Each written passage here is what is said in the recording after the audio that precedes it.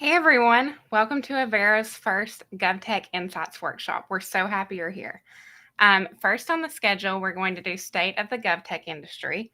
Next at 9:45 to 10:30, we're going to do RFP Management and Strategies. 10:45 to 11:45, we're going to do Digital Transformation in Special Districts. And 12 to 12:30, we're going to do AI in the Public Sector. So without further ado, I'm going to kick it off for the first session, and I am your moderator, Lexi Webster, the proposal coordinator. So I will be hopping in and out throughout the day, doing Q&A, engaging with the audience. So very happy you're here and going to kick it off to our first panel. Thanks.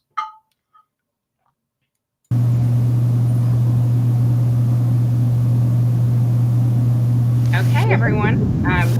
I'll let AB take it away on our first panel, State of the GovTech Industry. Thank you, Lexi. Let me figure out this camera stuff here. That's better. That's better. Yeah. Good morning, everybody. Our global audience in the US, in Europe, in Asia, everybody, welcome to the first ever GovTech Insights Workshop, where we hope to start a dialogue on the state of the GovTech industry, the role of consultants, new and upcoming tech, and how we can best address the challenges that are faced by our clients every day. And with me on the panel are some distinguished executives from the Avero Advisors team and on remote there. So I'm going to let each one of you introduce yourselves, and then we can go jump in the conversation. Megan? Yeah. Hi, everyone. I'm Megan Seaton. I'm the Business Development Director with Avero Advisors. I have been in the people industry for over 10 years, and ultimately my job is to share the Avero story across the nation. So I'm very happy to be here, and I look forward to this discussion. Welcome, Megan. I'm Kerry Tapscott. I'm a Director of Client Success with Avero. I've been in IT consulting, both private sector and public sector, for 14 years. Happy to join. Thanks, Kerry. My name is Avi. I'm the founder and CEO at Avero. I have been in the GovTech consulting industry for 20 years, and I have seen it all from custom-built solutions to the rise of SaaS and hosted environments, and now the promise of AI, which we'll talk about in depth later. But I started Avero in 2016 to be the independent third-party system agnostic advisor to our clients, which are all local government agencies across the United States.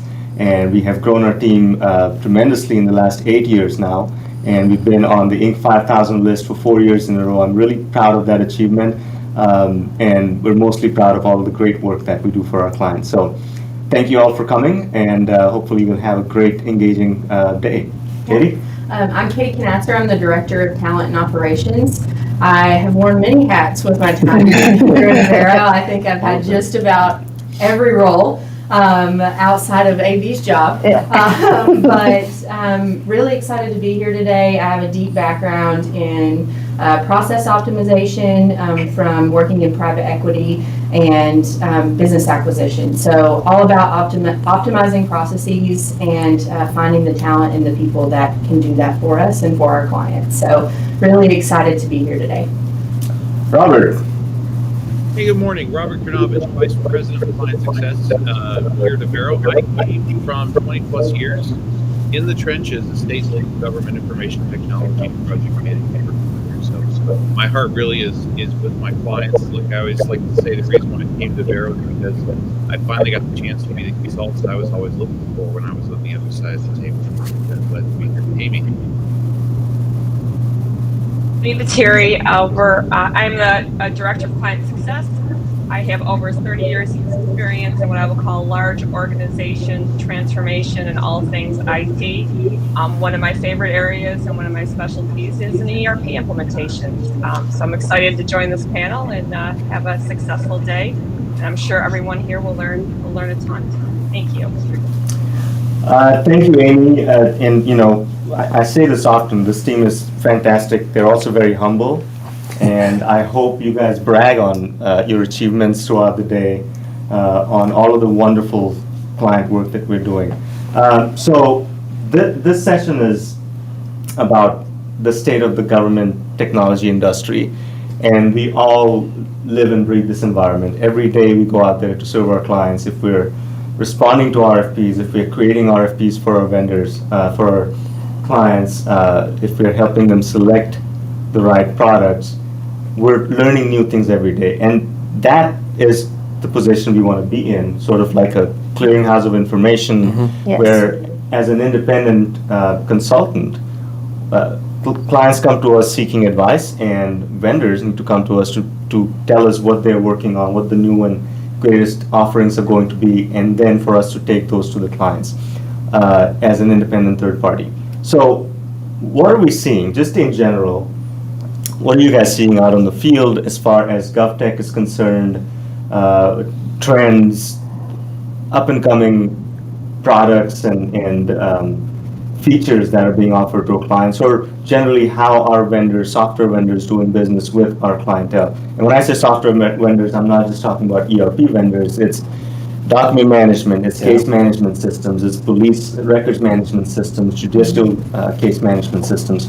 All of the above are within our purview. Housing operations management, utilities management. So I'll open it up to anyone that wants to start this discussion. Generally, what is the state of the industry? Yeah, and let me go ahead and jump in and start here. What I Can't wait. years is there's a level of sophistication with our clients that is steadily rising.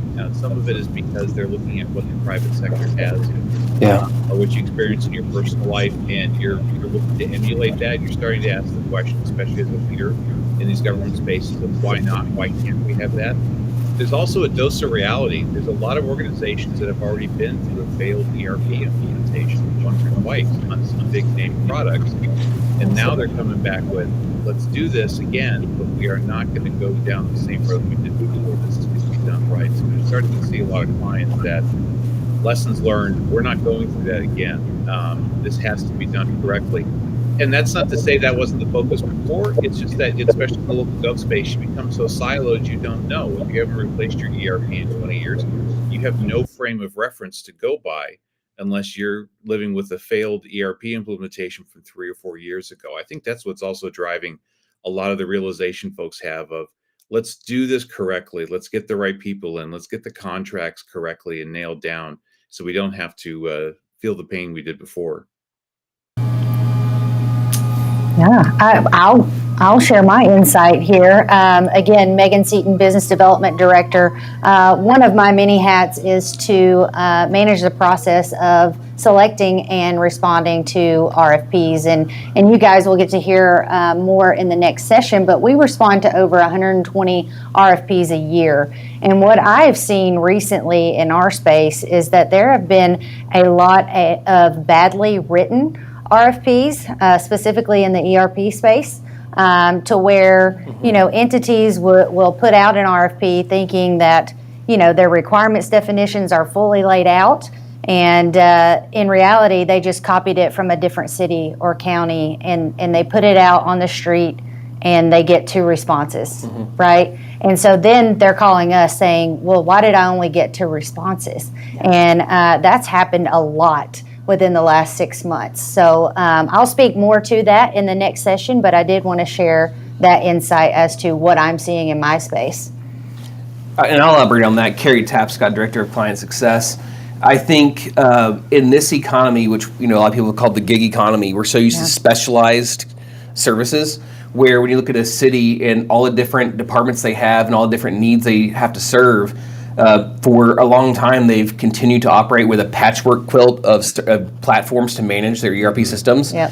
And they think they can do that when they're rolling out a new RFP. Right. And unfortunately, not every single platform will fit every city's solution. So you're not trying to, hammer a square peg into a round hole. And I think also in the past 3 to 5 years, a lot of cities have migrated their on-prem email environment to a SaaS environment through O365 primarily. And they're running into the same thing with the way they manage their ERP systems. And when they're doing that, it takes away some of the control they're used to having. So it allows, they have to kind of reset their mindset when it comes to how specialized their environment can be. Sure. Not only that too, Carrie, that's a great point, but I think they're also putting a lot of kind of Band-Aids, if you will, over they're rapidly growing and they're rapidly changing, especially in the new SaaS world of, everything being in the cloud, and giving up a little bit more of that control is, they're not necessarily changing their internal processes to go along with the systems, or the systems with their new processes that they do have. And so I think you're seeing, people are seeing a lot of the very clunky operations, in the sense of they're having a lot of trouble streamlining, Yes. because they don't know how to take that step back and really look at that 10,000-foot view. It's really just thinking about how they do it in the day-to-day, and just to get it done and make it work. Right. Yeah, Amy, do you have any insights on the general state? I think I agree with all that the panel has said here. I think too, the recognition that they need help delivering the solution on the implementation side as well, right? That's a big undertaking for relatively lean organizations, especially in terms of their ability to support a large scale ERP implementation. So really recognizing the fact, I see, and to build on Robert's point, I see, increased understanding, and probably from the basis of what they've learned before, but really the focus on what it really does take to do it successfully, and then yield the benefits of the new, this is not your grandfather's ERP anymore. And so to really yield the benefits of that, it is getting the right people in to help you. And it's probably a multitude of people, right people in to help you deliver the solution, shore up your resources, and help make you successful. And I think that's a really important piece of, the full end-to-end process from selection to implementation. Great point. I think if you went back to 5 or 6 years ago, bringing on a consultant like Avero was a novelty. Only the big clients did that. And the knowledge that you need consultants that are agnostic, that are in your corner, that help you push your agenda against the vendors, is becoming more prevalent. And I think that's partly because of the work we do and our competitors do, to educate our clients on the fact that, if you're doing a large-scale ERP overhaul, you have a day job. Everybody has a day job, and an ERP implementation or an HRIS implementation is a day job on top of day job. So people like us that can help you navigate that, to bring forward your systems and help you implement newer systems without missing a beat, is super important.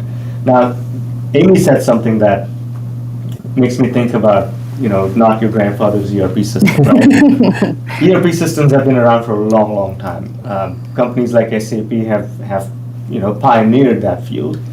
And what we're also seeing, so if you're talking about trends, we're seeing that the big companies like SAP, Workday, Oracle, they're coming what they call down market, right?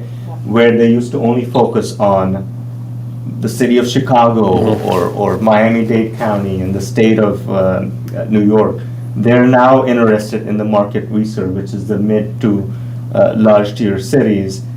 And interestingly, we've had a lot of conversations about towns and cities that we're working with that we would not think an SAP would be interested in. We would not think a Workday would be interested in.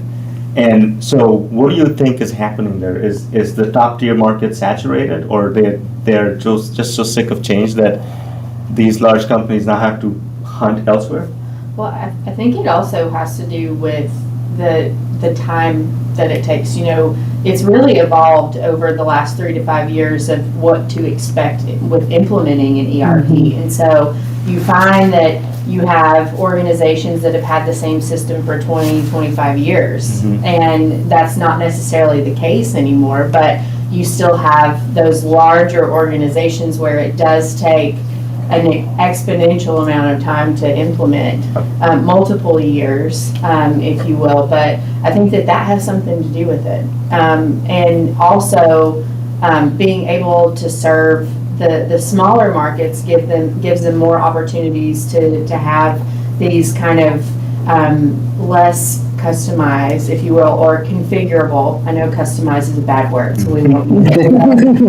More configurable systems to meet the smaller organizations' needs, because they're also changing organizationally. Yeah. They're not just doing, AP and AR and, your standard HR things anymore. You're seeing tons of new tax needs that are coming up and things of that nature, utility billing.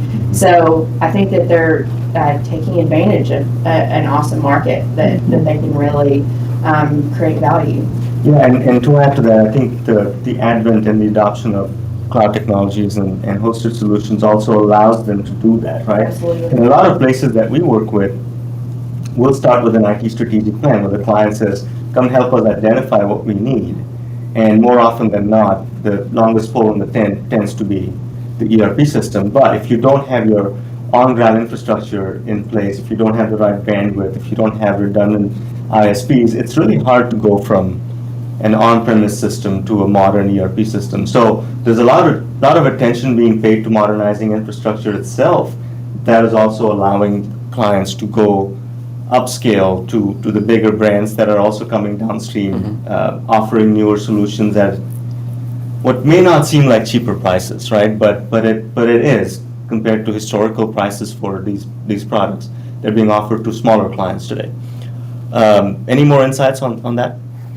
I think it's an interesting case study on two fronts. One being, did the smaller communities allow these larger municipalities to be kind of the early adopters and absorb some of that price, the heavy front-end pricing to then drive the price down further for them?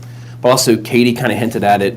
I think that the smaller cities and towns have realized how inefficient their processes are and how they can utilize technology to basically supplement a full-time employee in certain aspects when it comes to managing their ERP system, whether it be by putting it in the cloud. That way you don't need a full-time DBA on staff to manage your environment, or by utilizing workflows and efficiencies that are built into the platforms to streamline your operations to basically take the place of an HR employee or somebody in procurement. Right.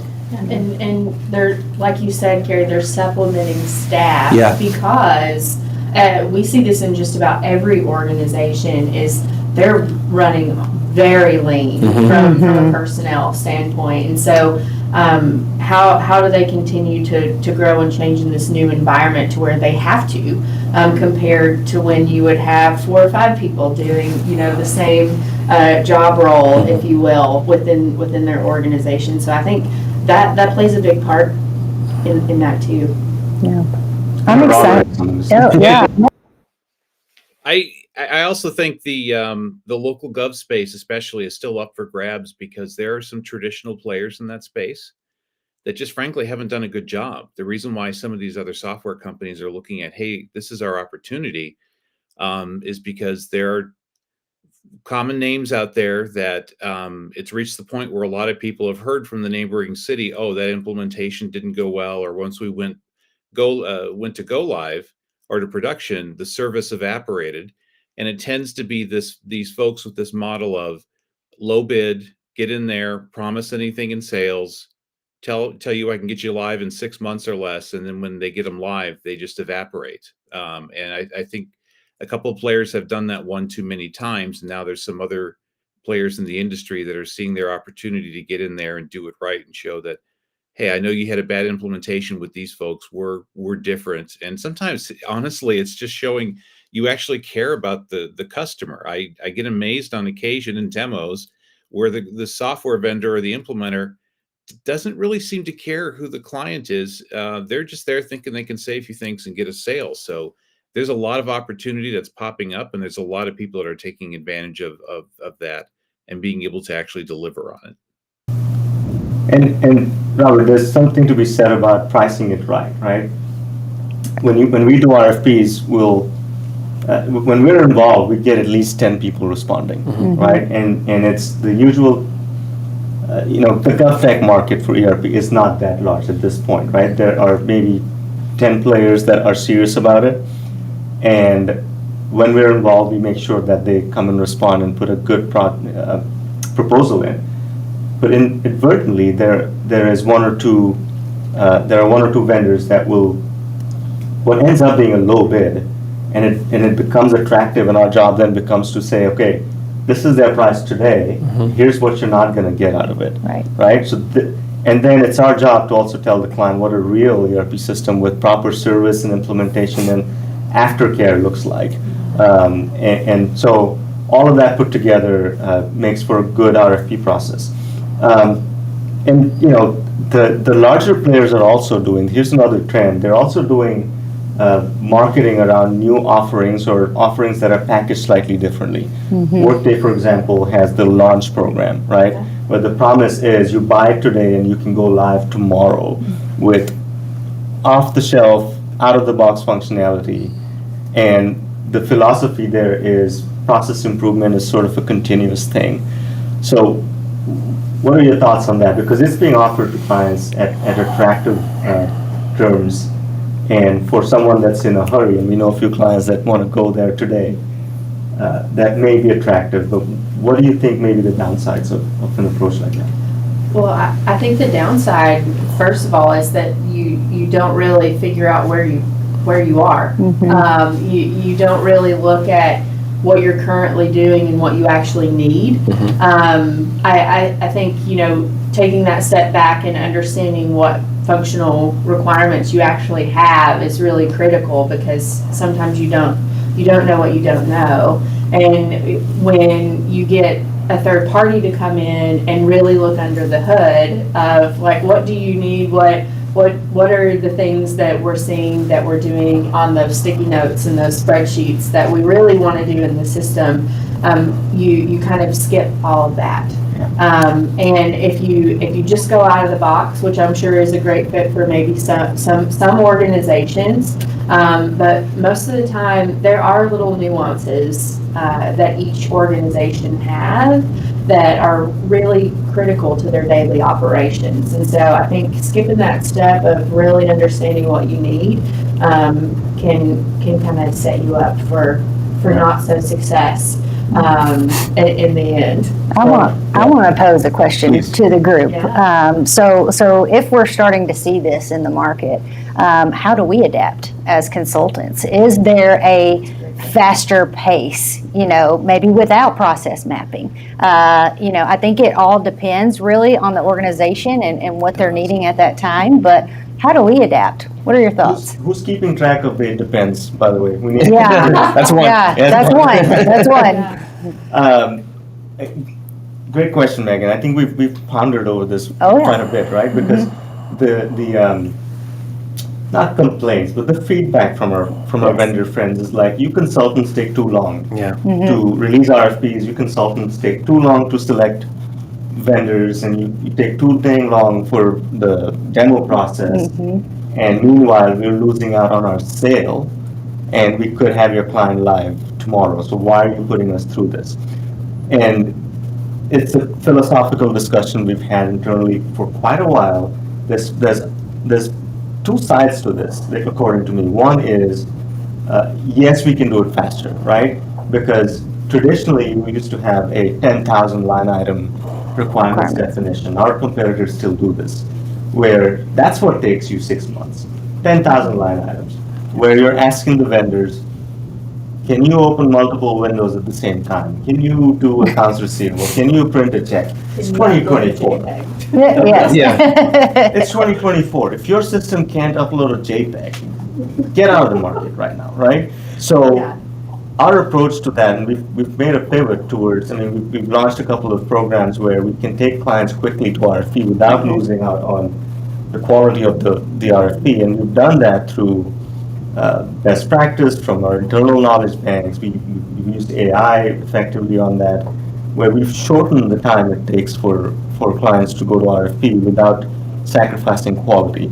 And I think that's how we do it, because, you know, if Workday wants to offer launch and client wants it, they're going to get it. If Oracle wants to do a quick implementation, the client's going to get it.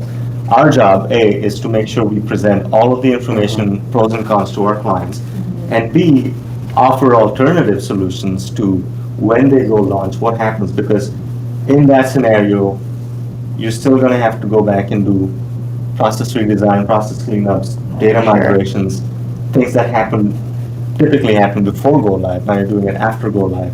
And how do you still keep the vendors and the clients accountable to getting this done right in the long run? Well, there's not a one size fits all here. And the same for how you approach getting to that end outcome of an RFP or a solicitation for an ERP system. You know, it depends on where the organization is, and also it really depends on how quickly. What is the need for the change? Right. You know, we always go in and we ask them why now. So what, you know, it depends on what that why is and how quickly. Maybe they're sunsetting a system and they're going to lose their support. Or maybe they're just being proactive as an organization. Like Robert's saying, more people are coming prepared for these large changes. So here's my it depends. Yeah, it does depend. I agree with that. Okay. Oh, Robert's going to cut me off again. I'm just kidding. Katie's exactly right. It's where you fall on the spectrum, and it's not always a clear answer, but there are different ends of the spectrum. This end of the spectrum is we get in there, the client is super sophisticated, they've done their research, they're like, grab a pen and start writing down. I'll tell you everything right now that is wrong and what needs to be right. The other end of the spectrum is those that are using a system that either is so old, so broken, or has so many workarounds, anything's going to be better than what they have today. These two are ones that they want velocity on getting this thing on the street and rolling forward. Those are fairly easy. There actually is a point where you're right. Your system isn't even being used correctly or not at all. You're doing everything in Excel. You're right. Getting something on the street and getting you a new product is going to be a lot better than where you are. It's that gray area in the middle that we see. Takes a little bit of care to understand. You sit down and talk to a client, and they're like, I don't know. This is the only system I've known for 20 years. I don't know how good or bad it is.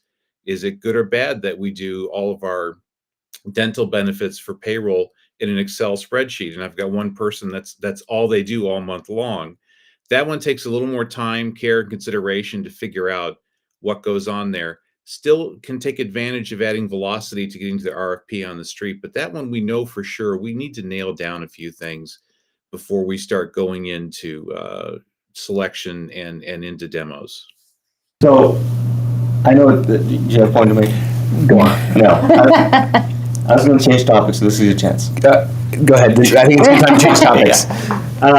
So before we change topics. Hey, I just wanted to hop in for the Q&A real quick. We have some good questions in the chat that I wanted to pose to you all. One that Kyler asked that I'm going to showcase is, what would you guys say about going with the incumbent audit firm that does digital transformation as a side hustle? They may know your financials really well, so does it make sense to consider them? I think this is a great question. Ooh. I answer no. We of course, yeah. We get asked this question a lot, Kyler. Thank you for posing this to the group. I think if it were me, I wouldn't want to go with a consulting firm that's distracted by other practices. Yeah. And that is a sales pitch for me. I mean, I'm in sales, and I think it's a pretty good one. Yeah. But it's true. And I hate to be brutally honest, but we only focus on 3 things, and those three to 4 things we do very well. And we're very selective about who we choose to do business with. And we're not distracted by auditing practice or accounting practice. We only focus in the digital transformation realm. Absolutely. And I will say this, and we've seen this in past projects or previous projects that we've worked with, is they love to sell you on these packages of like pre-made deliverables that they have. And it's like they've come up with this service that they can provide outside of the accounting that they're going to help you with, or HR policies and practices that they have, but those samples or those templates they don't fit your organization. They've sold you the 10 process maps, or they've sold you the whatever to get you started on this system, but they don't work for you. And I think the biggest thing is most of the time when you have people who have a very specific subject matter expertise, like whether it's accounting or HR or whatever functional area is, they only care about that one function, and they don't learn the overarching process end to end, if you will, of how these processes affect you across your whole organization. So it creates a lot of ripples, and it's a very siloed approach to ERP and process improvement. Well, I think it's a distraction too. You know, the people aspect really, it gets lost when you're focused on 12 different things at one time. And I think the people and the change management function is key in any project like this. Yeah, and you know, distracted is one word. There's also dilution of attention, right? It's you're doing 10,000 different things, 3,000, 4,000 employees, and you have 500 active clients. What attention is a 400, 500 employee county going to get from a firm like that? So we're not beating up on competition, but we do it better. So thanks for the Bottom question. line, yeah. Thanks. What's next? Yeah. Okay. Any other final comments on this question? A little bit of knowledge is dangerous. I'll just leave it at that. Yep. There is also another comment, a question actually I wanted to highlight. Kyler says SAP seems to be making a play for local government. Why is that? Which is something we've talked about a lot recently. Yeah, because the market exists and it's ready for it. And also, I'll make a point. SAP is also changing their ways, right? They've had a perception problem, as we've talked about. They realize it, and they're really working hard on changing that through revamping their partner structure, bringing a lot of great innovative things within their core product to the client. So I think it's one to watch out for, especially with the S/4HANA migration and the sunsetting of ECC. We'll see a lot of SAP S/4HANA in the local government sector. That I see them, their new technology and SaaS making those big players easier to scale down. Now their commercials have to come along. I think that's part of the challenge, right? Is how do they commercially interact at that level, which will be probably their next challenge. Yeah, and Amy, to your point earlier, they have the technology to do it, right? It's just can they scale their commercials accordingly? And SAP has told us directly one of the perceptions they're trying to fight is we are your grandfather's ERP system. Exactly to Amy's point at the beginning of this. So it's right. It's a legacy and a perception issue with SAP that they're working to turn around. And so before you pop in the next question, we want to point out there's a few giveaways on this series here, Insight series. The number one thing that we promised you was the 2025 report, and we talk about all of these issues, trends, top systems in this report. So let's see if you would. It's on the QR code, so scan it and obtain it. It's being released today. So after this, it'll be available to attendees, and we'll put it up on our website. But really great resource for. I can't believe it. We're talking about 2025. That's crazy. But you know, some of our clients are getting into budget season. Some are starting to think about it. So it's a really good resource. And if you have any questions or comments, or if we missed something in it, please reach out and tell me. So thank you, Lexi. Next question. If not, we'll go to the next topic. Okay. One more I wanted to highlight. What are some nuances of a public sector transformation versus private sector? Procurement. Yeah. I think I was ready for that one, guys. Yeah, a lot. Yeah. Yeah. And you'll hear me complain a little bit about that in the next. We love purchasing, to be honest. I mean, they make sure that tax dollars are spent fairly. They really do, and they. What I like to say is they keep our clients out of jail, right?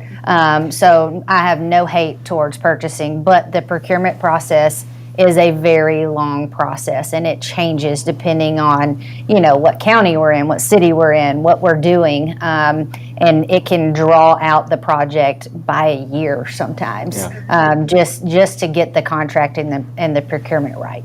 But, in recent interviews and presentations we've Yes. done,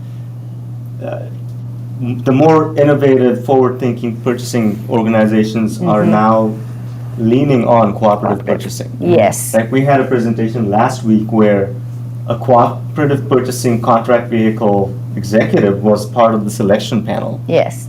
He was not part of the county that we were talking to, which was interesting because it's useful, right? So useful. National cooperative contracts are useful, and they're always shot down for one reason or the other. The purchasing agent has only worked with one, so if a new one comes along, they don't quite trust it, which is fine, right? But if you do the right amount of research, you'll quickly see that it was competitively bid. It meets all of the statutes Yes. in the state and the county, and it can be used to shorten the time for purchasing services like ours or for purchasing software.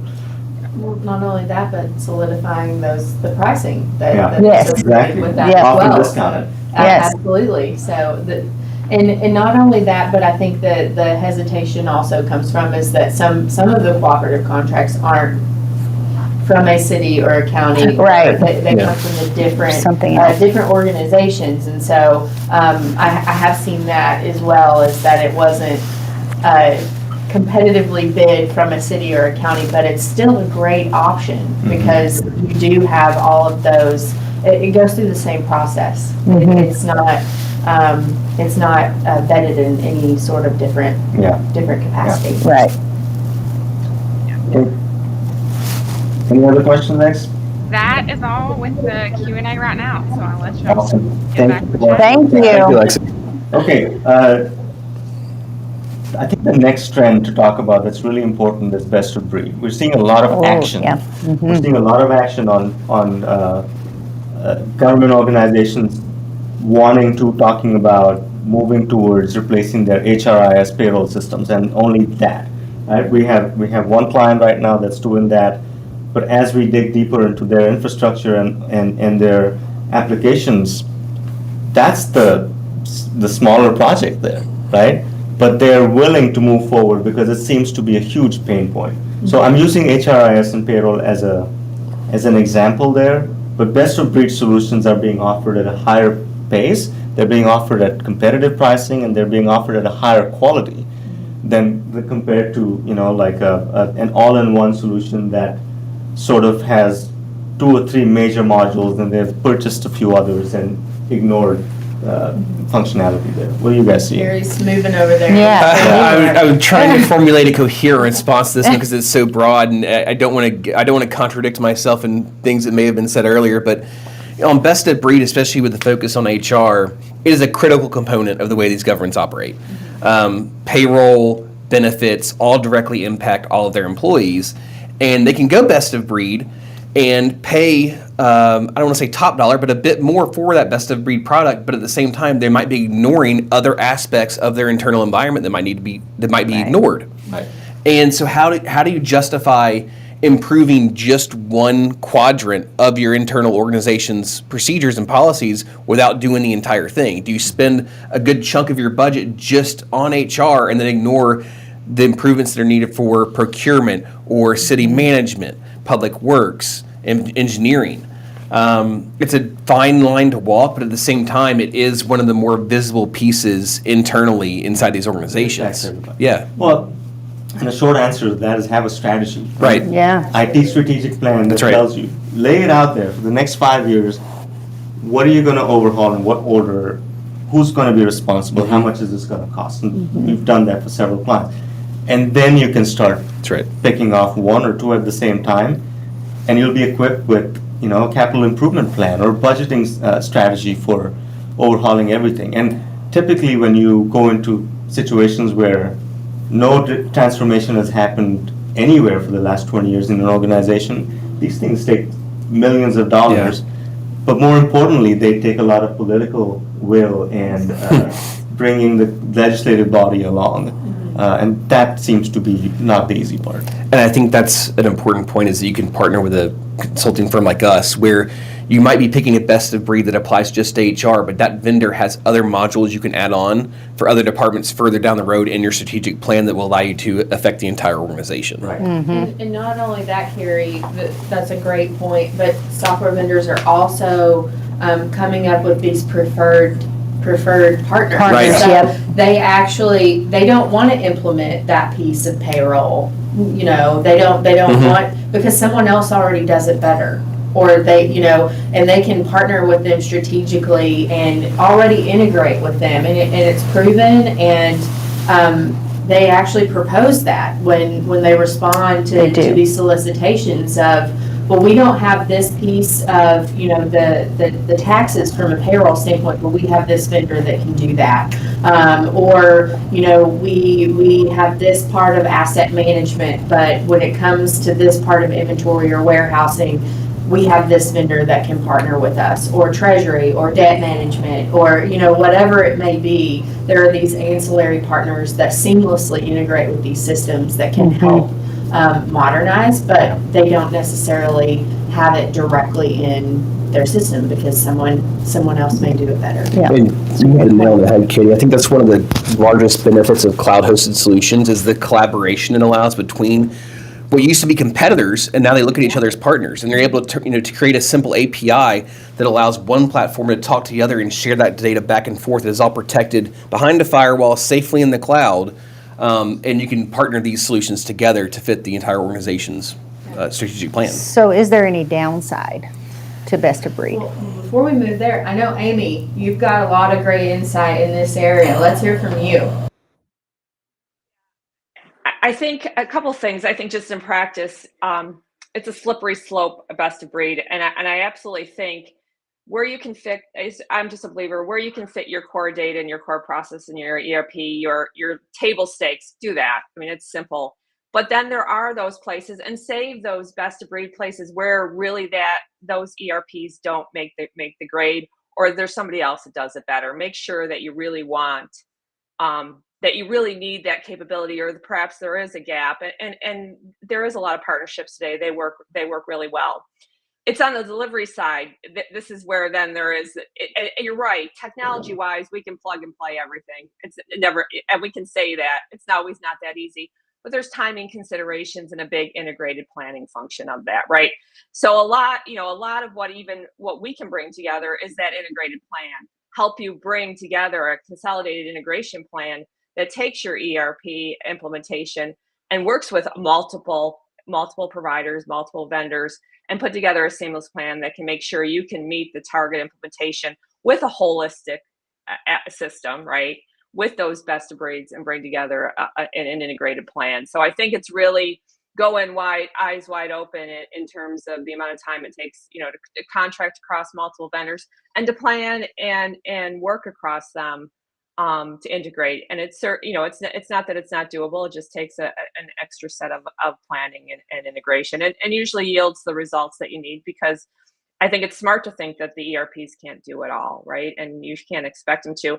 And then when you try to do that, that's when maybe we get in trouble. So best of breed is certainly a way to mitigate that risk, but you got to be diligent in your planning to hold that all together, and in your solution architecture to agree, right? You won't want to.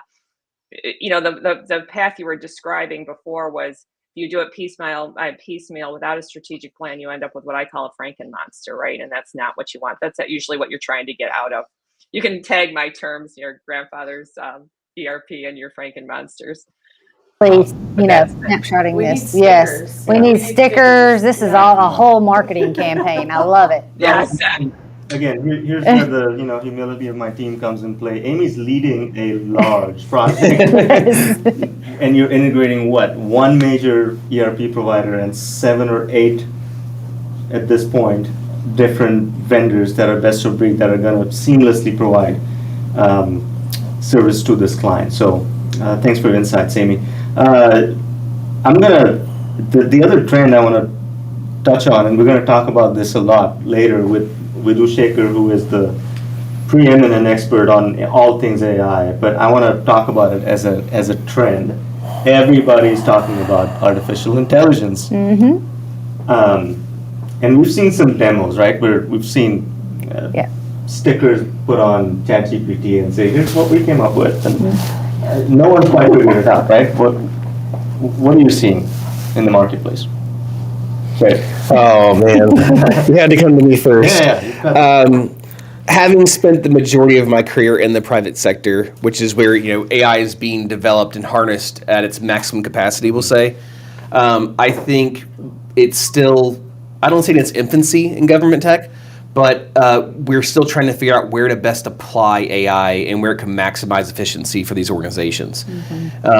Is it by managing their HR software? Is it by predicting what street signs need to be replaced and whether those warranties are still in effect? Is it with traffic flow and city management and public works? I think we're still trying to nail down the areas where it best will be fit, and then once we have an idea of that, we can then move forward. But also, I think people are still waiting for someone to take the charge for a big city, a New York, a Chicago, LA, to be like, we are going to be the leaders in AI. And they did a good job with it, we'll say, in public transportation, as far as looking at schedules, maximizing their schedules for bus stops and subways. And their inspections for building permits, using AI to build out those schedules where their inspectors will be at this site one day and here the next. But I think we're still looking at where it can be applied at the organizations on a bigger level. Well, I think there's a lot of talk about it. Right. Yeah. There's a ton of talk about it, but there's not a lot of traction or movement in actually implementing the solutions. I think there's also been some failed premature starts on this that people don't talk about. But when we sit down with clients, and a new client a couple of weeks ago said, you know what, we tried so and so because the neighboring big city had a program and they lent us their developers, and we spent 6 months doing this thing that eventually failed. So I think the same principles apply to AI. What are you trying to achieve? What's the end goal? What problem are you trying to solve? Because it's sexy to just go get a subscription and try to cobble together another Franken monster. But what problem are you trying to solve here, right? A good example is in the housing industry. In public housing, they don't have customer service reps. Right. The labor shortage is really hitting them hard there. In an area like San Jose, when we had our client, they had, I think, Robert, correct me, 15 different languages that they would support at the front window. 21, I'm sorry. Whoa. And no one to, if someone spoke an obscure language like my mother tongue that no one speaks other than me in this whole country, I'm exaggerating. I'm out of luck, right? But AI is such a good application there. Sure. Free idea. Someone come up with this, please. That can plug into housing authorities and help them solve that problem. So it needs to be problem and outcome first focus and not just like shiny bells and whistles. Well, another thing is training.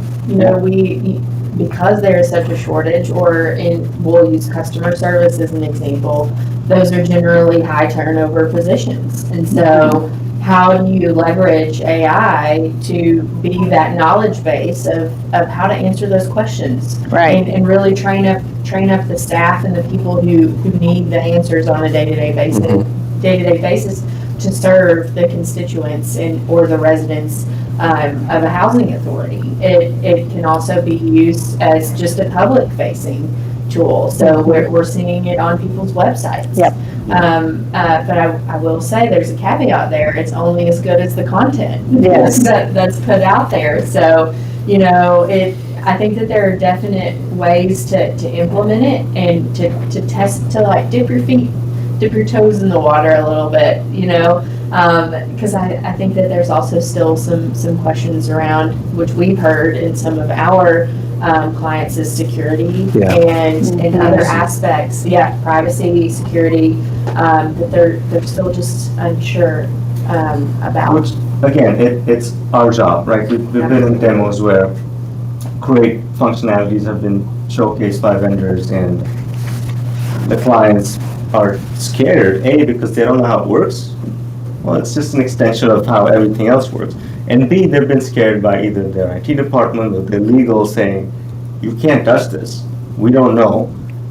But there you are, solving the problem of not having enough labor for a police department to say, okay, as soon as I pull you over and I put your record in the RMS, my report's going to be done with the right timestamps and the right maps and the codes pulled in that you violated. Now I don't need to hire 70 more officers, but it's not quite there yet. So we're running up on time. I'm gonna wrap this up, but I'm gonna ask anyone for any final comments on just the general state of the GovTech industry. Anything else you might want to add? Robert, anybody? Yeah, AI is still by far a public policy and a public relations issue. Set aside the technology. There's a lot of organizations, especially chiefs of police, especially mayors, elected officials. They're like, we are not going there, because the last time we talked about this, I had 30 people show up to our last meeting and say anything and everything they think the perception of what AI is doing for them, mostly bad. So a lot of local govs are going, not even going to touch it, not even going to think about it, not even talk about it.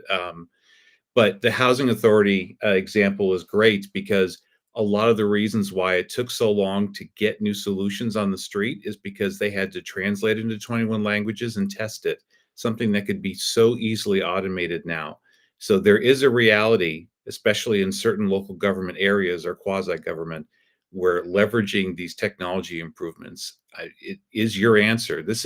You don't have to hire on something like this now. You can automate a lot of this and supplement your staff's time using a lot of these great tools. And just to reiterate, if you don't know where to begin on any of this, IT strategic planning, do I need to upgrade my ERP system? How can I use AI? Our phone lines are always open. I know this is a brief commercial for Avero Advisors, but it's our job as a consultant to be in your corner and to stay up to date on the current trends and what's going on in the industry. That's why we exist. We go live every Wednesday. We will be doing many more of these workshops, but our YouTube channel is full of free advice, and our phone lines are always open. So if you just don't know where to begin, please reach out. We're always here, and I promise you we're doing the research and we're staying on top of things. Thank you, Megan. Yeah. And the QR code's still up for the 2025 report. Please scan it, download the report, and tell us, again, what you think, what we missed. And like Megan said, we're always here for you. So with that, I'm going to wrap this first session up and then hand it back to Lexi, who will tell us what to do next. Yeah. Sounds good. Okay. So next, we have the RFP Management and Strategies workshop that will be with Megan and I on a panel. And I don't want anyone to think I'm ignoring their questions in the chat. The chat is popping off. We are having a hard time reaching all of them. So we will reply after, perhaps, but one thing that I really wanted to get your all's perspective on before we go to the next section, I thought was a really good comment. It's not really a question, it's more of a comment, but I wanted to maybe wrap up with this, and this is going back before the AI conversation, but Tom Grimes said, best of breed solutioning can often make it difficult for orgs to mitigate the risk of scope creep. So when we were talking about best of breed and all of that, so I wanted to get your all's thoughts on that, because best of breed is definitely a big hot topic right now in the GovTech. Well, scope creep, if you have good project management, there is no such thing, because that's their job, right? To integrate things and make sure you're not doubling up on something. The challenge there is when these best of breed vendors start thinking they can do this really well, so maybe we'll also be doing this really well. And they come up with a new solution, or they buy something and now they're pushing that to the client that already has a thing that works. And you need to watch out for that. It's the job of the CIO, of the consultant, to say, you know what, it works, what we have works for us, that really is out of scope. And just focus on what we've hired you for.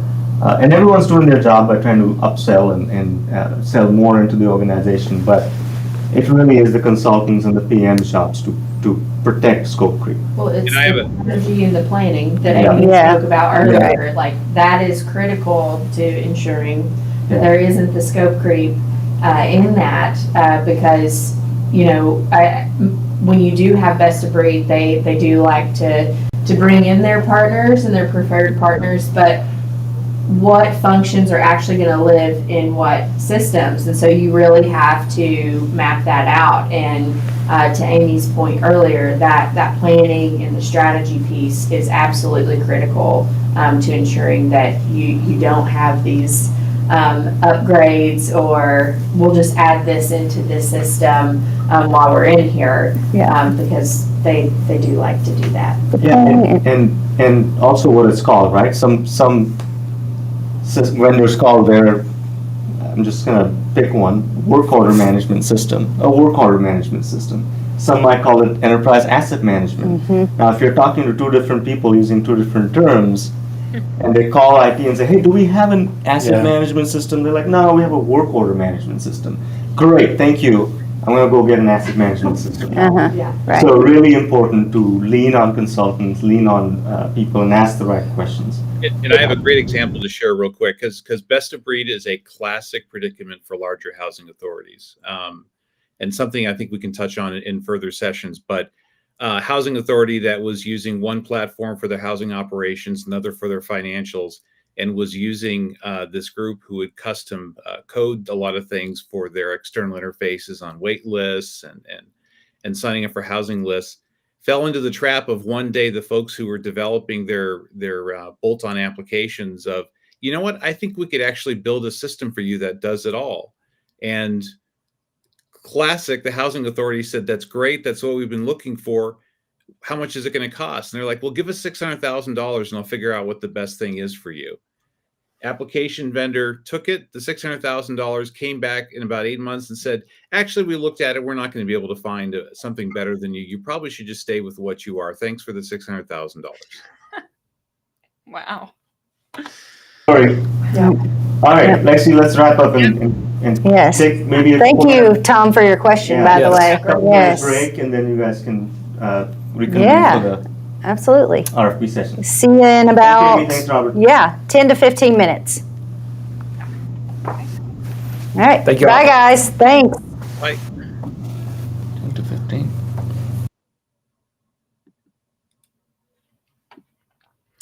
Thank you, everyone, for joining us. It has been a really good morning, and hopefully you all are enjoying it. This is our first workshop, as Megan said earlier, and we're just so excited you're here, and it's a great turnout, and we're very excited that people are involved in the chat. Please scan the 2025 report. This is invaluable information, and it was just released today, so you are getting an exclusive sneak peek at this. And it is a great opportunity to learn and really give you some insights, totally free, that we are offering. So please scan that. Some more QR codes that you may be interested in. We have a top government ERP systems code as well, where we highlight the top systems, pros and cons of each. We also have, I see someone scanned it, so I'll leave it up a few more seconds for any interest in that. I also have a 2025 Gov ERP checklist with 7 steps to ERP success. So those are invaluable, and please check those out, especially if you work at a public entity. This is free advice. We just want to offer, and like Megan said, we're always available to help, give free advice, and please give us a call or shoot us an email. We would love to help you and your entity. I'm going to put the 2025 report back up, since that is our hot topic one to highlight right now.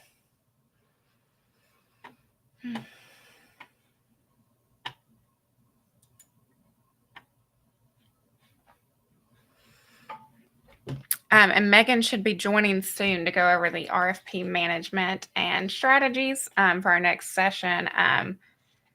Just a little further info about me. I sort of rushed through it earlier, but I am the proposal coordinator at Avero. So RFPs are what I deal with on a daily basis. RFPs are my life, basically. So Avero responds to several a week.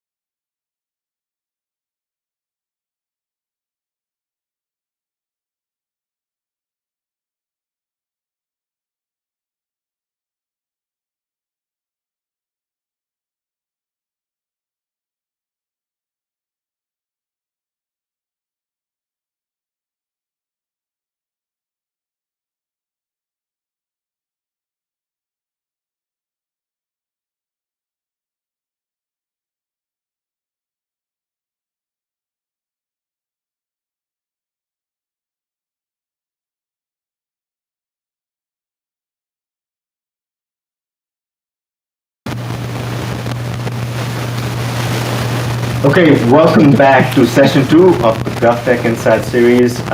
With me, I have Lexi Webster, who is our proposal coordinator, and Megan Seaton, who is our business development director. They lead the charge on all things new business for Avero, and most importantly, given the topic at hand, they send out more than 100 RFPs a year, proposals. Not only that, we also help our clients design and put out their own RFPs. So within these two ladies, there is a treasure trove of information, knowledge on how to go about doing RFPs the best way and what not to do, best practices. So I'm just gonna open it up for discussion, and I will be moderating this. I'll watch the chat and see what's going on. Yeah. Thank you, AV. So as AV mentioned, I lead business development, and I thank the good Lord for this lady every single day, because when I was hired on almost 3 years ago, RFPs were my sole responsibility. So I had to come up with a process of, what are we going after? How are we selecting these? How many are we going to respond to? How are we going to respond to these? And how are we going to ensure a quality assurance process to ensure that we're sending quality responses, right? So just to set that background, and then we started growing, and I was able to actually rehire. So Lexi, tell that story really quick. Yeah, so I worked at Avero actually part-time during grad school on the project delivery team. No offense to project delivery, it just was not for me. So actually then proposal coordinator became a full-time job at Avero, and that person ended up leaving, and I came back. What I enjoyed most at Avero was responding to RFPs. I remember just 2 years ago, we did not have a designated person for that. That's right. And we were maybe submitting one a week. It was whatever we could handle on top of projects. So having a designated person has been instrumental and really increased, our winning chances and getting our name out there. Yeah, absolutely. It has been, we win a lot of times, and it's been great for the business. So diving right in, let's start with common pitfalls that we see. Again, we respond to over 120 a year. We use several sites to select which RFPs we go after, and what we go after is based on several factors. One is our current clients, who we have currently in the pipeline. Another is, when is it due? Yes. And I think maybe let's start with that one. Let's start with due dates and timeline. So that's a pitfall of ours when we're reading through these RFPs. Yes. Further to go off of that, I do RFP selection every Friday, look for RFPs to find at least once every time weekly that I look for RFPs. Find something that was posted Thursday, the day before, and it's due Sunday, 3 days later. That is impossible for us to put a quality proposal in. Due on the weekend, 3 days after it was posted, that tells me they know who they want.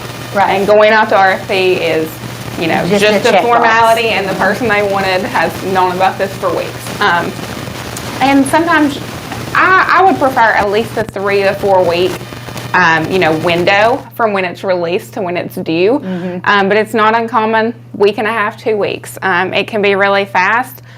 Some are months out, but I just had a conversation with someone on project delivery yesterday, and they're like, are the deadlines kind of tight? Like they get released and they're due a week or two later? I'm like, yeah, they are. Yes. So that is a really big pet peeve, because if you're only given a week to respond, you're going to get a lot less respondents. It's not going to be quality.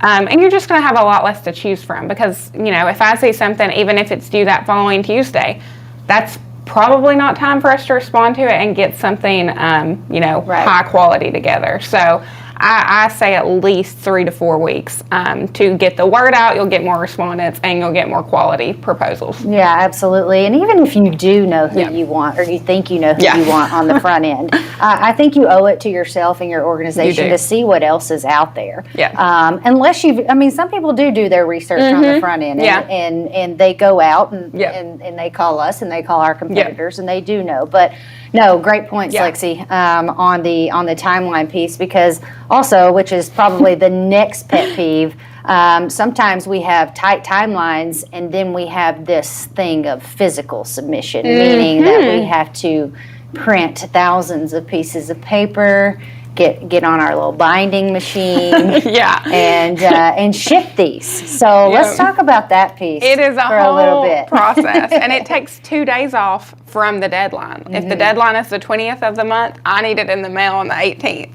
That's right. It costs hundreds of dollars to ship these things It does. overnight, and it just takes a lot of time. And in today's digital age, I don't know why anyone needs a physical submission. You know, Right. like email, portals, you know, Dropbox, anything like that. I think you're going to get more responses, because Yeah. I think we're not a firm that does this, but I think there are definitely firms that, oh, it's a physical submission. We're not doing it. that. Oh, absolutely. And if we have to cut some of ours, too much on my plate, or we can't respond to, physical submission is what we're going to cut. First one to go. First one to So go. it is just, you know, you're not doing yourself any favors, and you're not going to get as many responses by doing that. A lot of Right. people won't even look at it if it's physical submission. It's really frustrating to have to go through. You know, sometimes they have really weird requirements.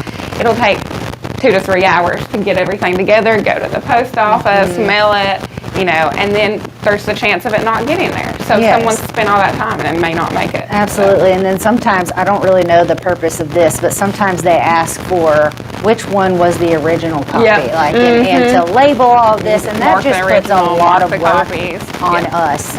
Yeah. And then, too, on the flash drive piece, a lot of times when we're asked to submit physically, they also ask for it on a thumb drive. Yeah. And that's just dangerous. It You know, yes, Yep. AV. So I wanna chime in here Sure. and say 2 things.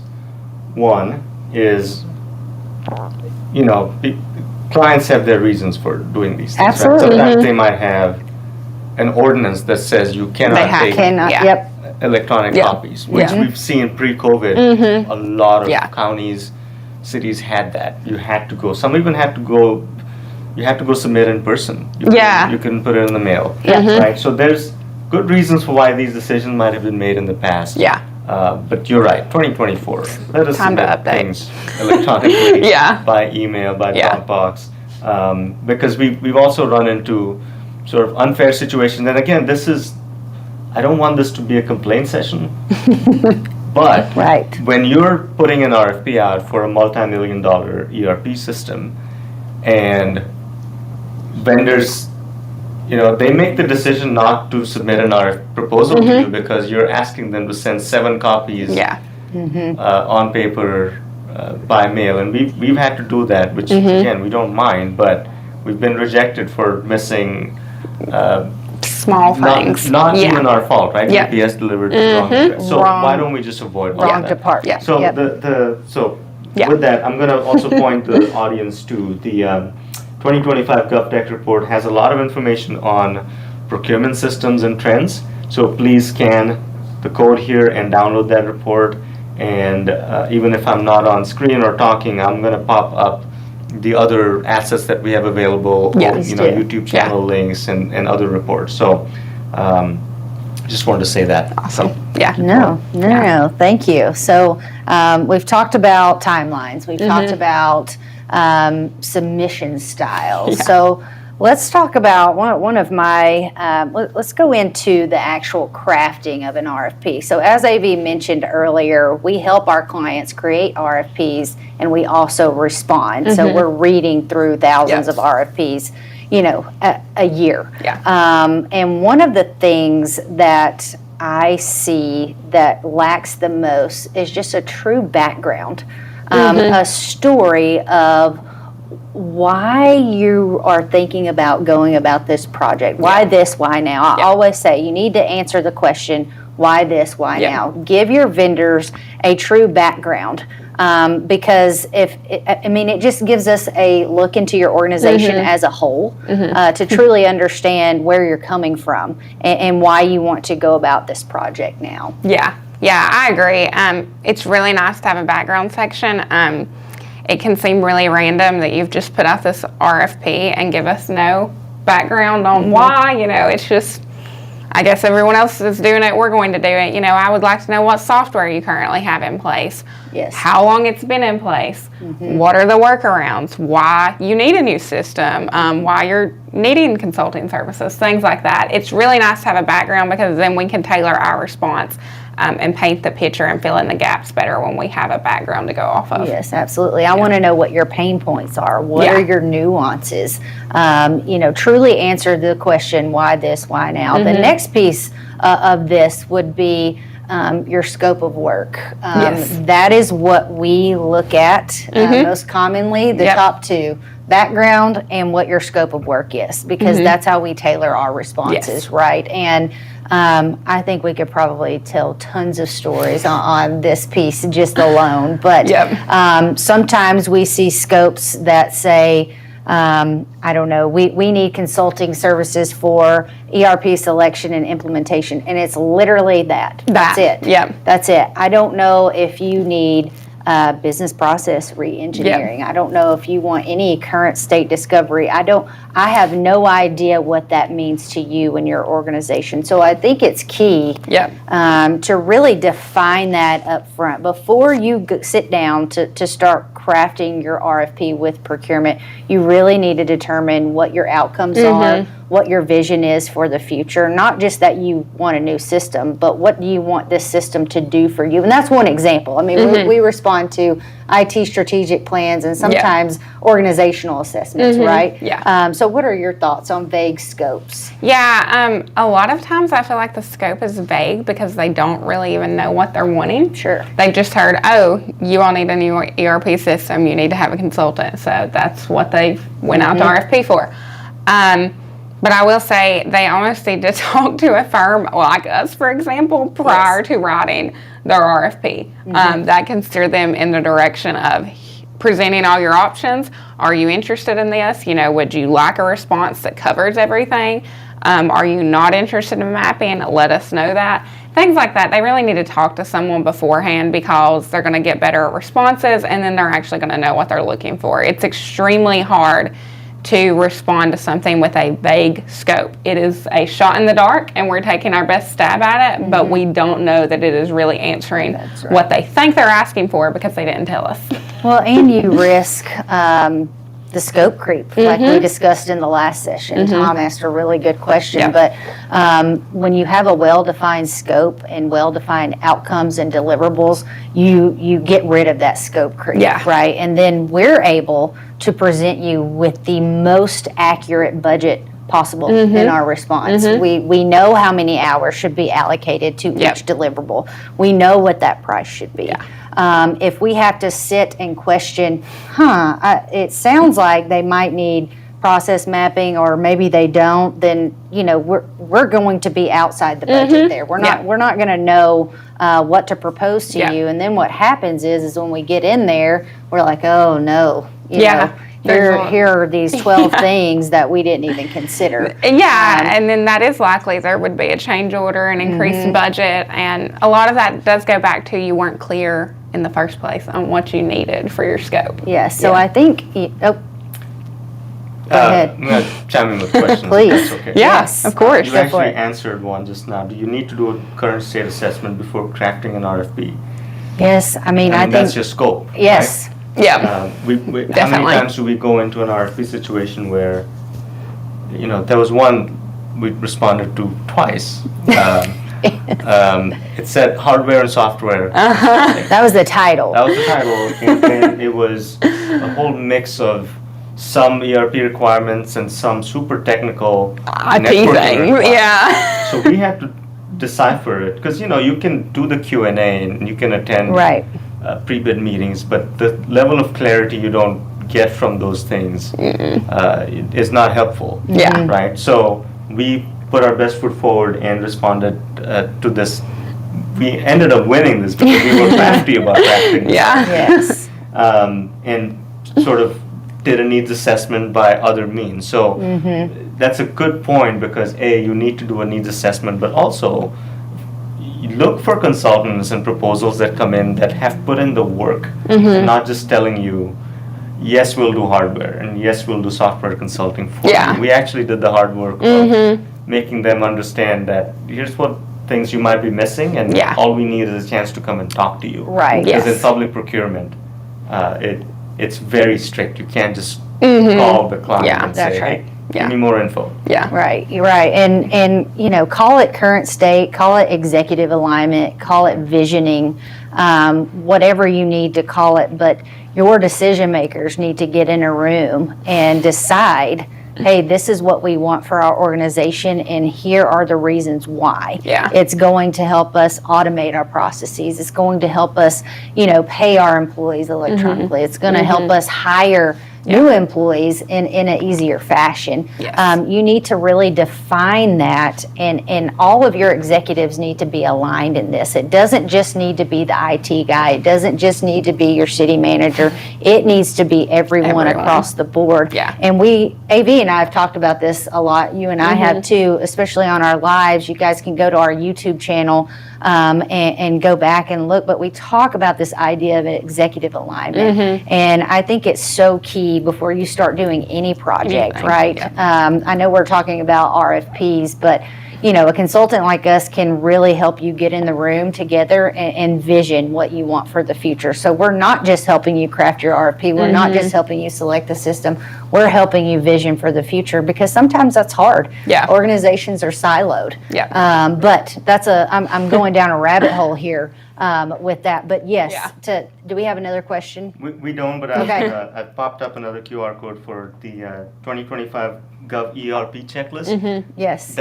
That is a good starting point for It is. what do you need to do before you even put the RFP. Yeah. Right. Before you do If you it. want good responses, if you want great vendors, and this doesn't just apply to consulting services, it applies Anything. to and the software. software, RFP. yeah. Yes. So download this checklist. It's got lots of great tools and ideas on things to do before you even go there, and it's available for free. So Yes. thank you. Thank you, AV. One of the things I want to point out, like I said, we have tons of examples of RFPs. AV mentioned one where, Yeah. you know, it was some ERP, some, hey, we need a cybersecurity Yeah. plan, we need to assess our infrastructure, and all of those things are important. But you know, when we were responding, we were like, well, what do we put in this thing? Yeah. You know, What's your project? And what are they, you know, what are some of the things? Part of our job is, as AV mentioned, is to take a step back and think, okay, well, what are they missing? What are they not thinking about? And put that in our proposal as well. But I read through one the other day, and it was asking for the titling can sometimes be misconstrued. Like that one was IT and hardware consulting, right? This one was ERP software and implementation services. Now, the problem with that is when I see RFPs like that, I always read them because I don't know what type of implementation services you're looking for. And so in this one particular case, I read through the scope of work, and the scope was they wanted software, but then they also wanted business process, and then they also wanted change management, and then they also wanted training, and then they wanted Project management, post go live support, and then they wanted project management. And so I was like, well, we don't resell any software, but can we just respond on the change management, What we on do, the project management, on the consulting piece? And the response I got back from that was, no, we're looking for a vendor and implementation services. And my issue with that is, can some software vendors do it? Yes, they say they can. But what happens is they're going to match your processes and their change management practices to their solution. I mean, it's like, you know, they're selling software. They are going, same if they come in and do a needs assessment. Of course, they're going to find you need their software, you know. I mean, why would they point you in another direction? Of course, they're going to sell their own software. So similar like that with the business process redesign, everything like that, they will have it tailored toward theirs, you know, their software, regardless of what is best actually for the organization and what they need. Absolutely. It's a sales tactic. Yeah. And I love my software vendors. I do. Shout out to all of you. I do. We have great relationships with our vendors, but there is something truly spectacular about being agnostic. Yeah.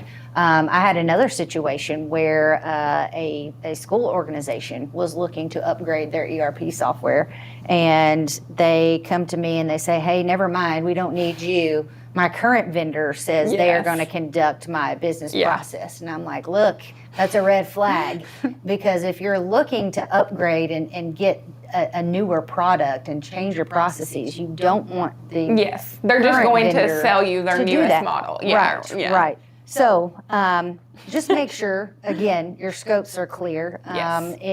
If it were up to me, I would separate Yeah. the process, Definitely. re-engineering and the change management and the training separate from the vendor, because they will say they can do it as a sales tactic, but again, Yes. it is not truly agnostic. It is catered to their specific product. Well, and I'll make a quick point here, Sure. is that there are vendors that do it right, right, instead of just trying to get sticky, right? Sure. Yeah. There are implementations that have taken place because, haphazardly, they weren't paid attention to, the client wanted to go faster, and the vendors well-meaningly said, okay, you want this here, you can have it. Yeah. And 10 years later, there's new leadership and there's new, Yeah.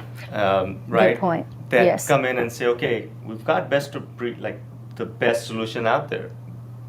Why doesn't it work for us? So in that case, it's valuable to have vendors chime in and say, okay, here's how you can actually use the system. You've refused to because you wanted to stick, or your previous administration wanted to keep using the spreadsheets they had Right. for 20 years. It's valuable from that standpoint where we don't necessarily have those deep of an insights on what the product can do. Right. Right? Yeah. Right. And you need to match both Yeah. approaches to process redesign. Sure. So sometimes it's useful to have the vendor sort of lead you through how other clients do a specific process. And then in the case of, again, software as a service, products becoming a lot more homogenized, it shouldn't be that different. But if you're going from a 30-year-old homegrown green screen system to something new, really rethink how you want to do business. Right. Yeah. Right. No, Yeah. I agree. Those are great points. Moving on from the vague scopes, AB mentioned something earlier about making sure that in your RFP you have either a pre-bid meeting or Yes, a Q&A. space for vendors to ask questions. Yeah. Because irregardless of what you put in your RFP, vendors are going to have questions. And then also other vendors who may not have questions, when they can download this Q&A document, or when they can go back and watch the pre-bid meeting, it helps us further understand Yes, what yeah. you're looking for and Yeah. craft a better response. So just, some Please words have- of advice. yeah, I have would- one or the other. Yeah, have or one or both. the other. I don't like it, especially when an RFP says, we don't even have a contact. Submit on our portal. Do not ask questions. We are in the cone of silence. Too bad, Yes. It's just not helpful. People want clarification. That's how you're going to get the best responses. Need to have a pre-bid or at least a Q&A period. And make your Q&A period close at least a week before your deadline. I saw where Yes. some close the day before. People will be scrambling to address the questions and answers That's the right. day before and changing their whole proposal. So definitely, need a sort of open process. I understand, we can't call up a mayor and try to get in good with him so they'll pick us. Right. But having a procurement contact is very helpful to have, clarifying questions, whether it be the scope, administrative requirements, That's right. anything like that, especially minority requirements, things like that. That language is always quite confusing. They'll say mandatory or they say requirements, but then it's actually not mandatory. It's just goals. So having something that clarifies a lot of things. Yes, the pre-bid meetings do offer a lot They of do. clarity, They because do. your RFP can say one thing, but you may mean something You mean completely something different, yeah. And so it allows us to be able to say, hey, this one paragraph said this, but what do you really mean by that? Yeah. It offers true clarity. And on the pre-bid meeting, just a situation we had recently, on the links that you send out to your vendors, just make sure that they all receive them. Yep. I don't really have a best practice for that, but there was a portal system that was supposed to send us a pre-bid invite, and we never got it, even though we registered. And so the day of the pre-bid, we're calling everybody at this government agency trying to say, hey, where is this pre-bid meeting? And maybe, I know there are some laws around making it mandatory versus not mandatory, but if it wasn't mandatory, we wouldn't have been scrambling. Yes. So, yes. Yeah. So, question time. Yay. Tom Grimes asks, also important to understand if they've agreed on metrics of accountability. And this is in reference to what's in the RFP, what's the scope, right? Yes. How will you measure the success of this project 12 to 24 months out from implementation? Great question. Right? If it is consulting, and we ask this to our clients too. What does success look like? Yeah. To you. Right. When we leave here, what is it that you're going to have that we know that we did our job? Yeah. That needs to be defined and put in an RFP. Yes. So that we know to tailor our responses so that it can drive towards that outcome. What are your thoughts on that? That goal. Yeah, I think that's extremely important. Success is different to every entity we work with. Just like we say, go live is different to every entity. What does that mean to you? What are you wanting out of this project? Yeah. And I think that's very important to consider. Yes, absolutely. I go back to defining those outcomes. What do you need from a consultant? In my opinion, you need someone who is agnostic, who is in your corner, who stays up to date on the current trends, who knows what said software vendor is offering other said entity that is of the same size and stature of your organization. I think, contract negotiation is big. That's something that we haven't talked about, but maybe one of the outcomes for me would be, hey, did my consultant help me negotiate these 10 things in my vendor contract? Yeah. Did they help me understand what these terms mean? And did they, really hold that vendor accountable in the demo to get me what I want? But it all depends on what you're looking to achieve from a consultant and from this digital transformation project. You need to define what that means to you and what that means to your organization. Sometimes people say success means go live, but the words go live don't always equal success. Yeah, what true does too. go live mean to you? Does that mean that everybody is live on the system and they're using it, or does that mean that you got rid of all your sticky notes and spreadsheets and all of this clunky paperwork that's sitting around your desk, and you're actually utilizing the system to the best of its ability? Yes, because it can be live and people hate it. They don't know how to use it, all these things. And so, it's almost, I don't want to say not a point in it being live, but almost, it's not a true project success in just being live because people may not be utilizing it correctly. Absolutely. I hope that answered your question, Tom. Yeah, I think so. And then you made a good point about what does go live mean, right? Yeah. In the context of the RFP, it's really important to define that because it also could be the vendor saying, you're live. Congratulations. Bye. And then you never, like Robert said, they evaporate, and now you're talking to someone on a 1-800 line that has no idea what's going on with your system, and it doesn't work. So really important to define success. Ooh, someone disagrees with whatever is being said. Oh. I respectfully disagree with this. Progressive IT teams have expertise on staff who manage vendor relationships because enterprise application future is best of breed for cloud native and API-centric solutions. Yeah, I agree. Progressive IT teams have Progressive. That's what I was about to say. Some of the organizations we're dealing with, particularly in housing authorities, which we're going to get to later this afternoon, but they don't have IT departments. Yeah, And really, a big department. county that we're currently working with in Virginia, they have no IT department. They're contracting that out, and they share it with the schools. So I wouldn't consider them progressive. Yeah. Do you have thoughts, additional thoughts? Many on Okay. this topic, right? small to medium-sized organizations may have an IT organization. They may be progressive, however you define it. But Yeah. when Yeah. it comes to overhauling an ERP system, that impacts everybody. It does. Right?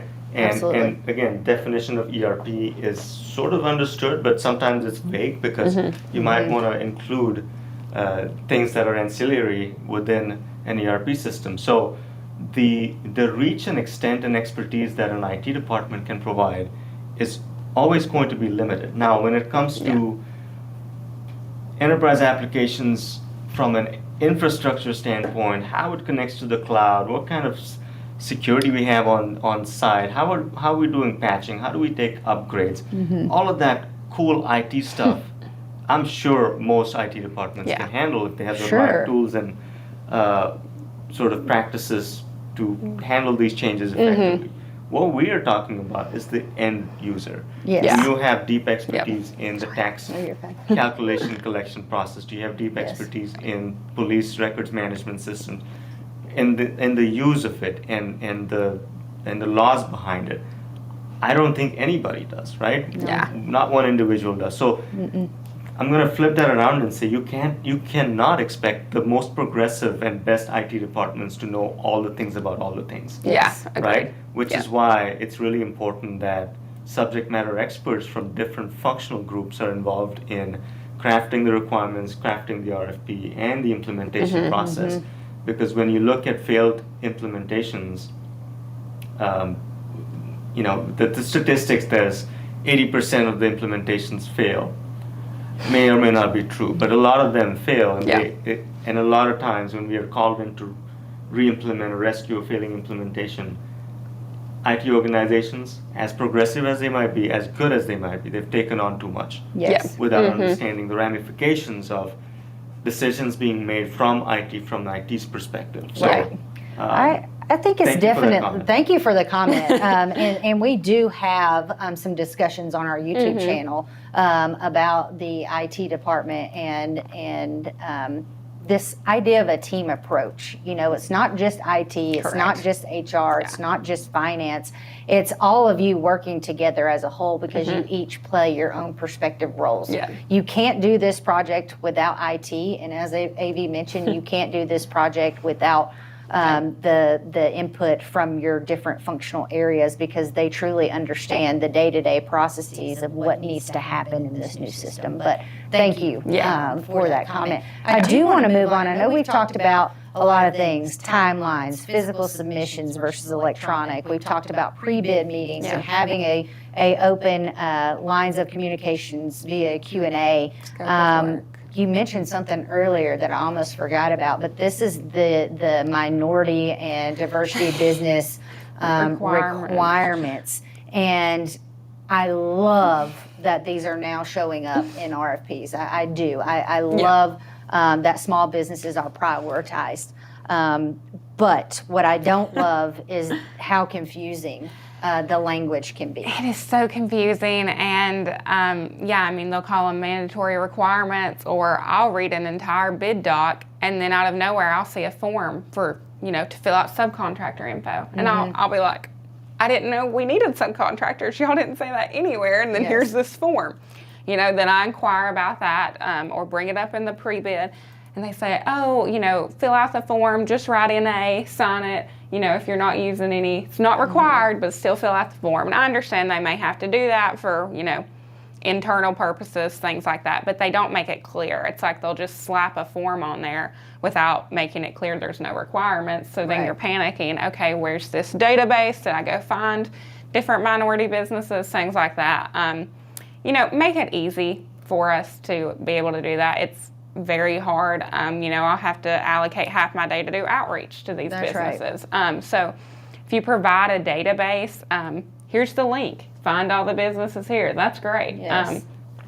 Sometimes big cities will put out solicitations. Okay, do they need to be city certified, state certified? There are multiple different state entities that give certifications. Right. So do you take all of them? Do you take some? They don't make any of that clear a lot of times on the front end. Yes, So- go ahead. Sorry.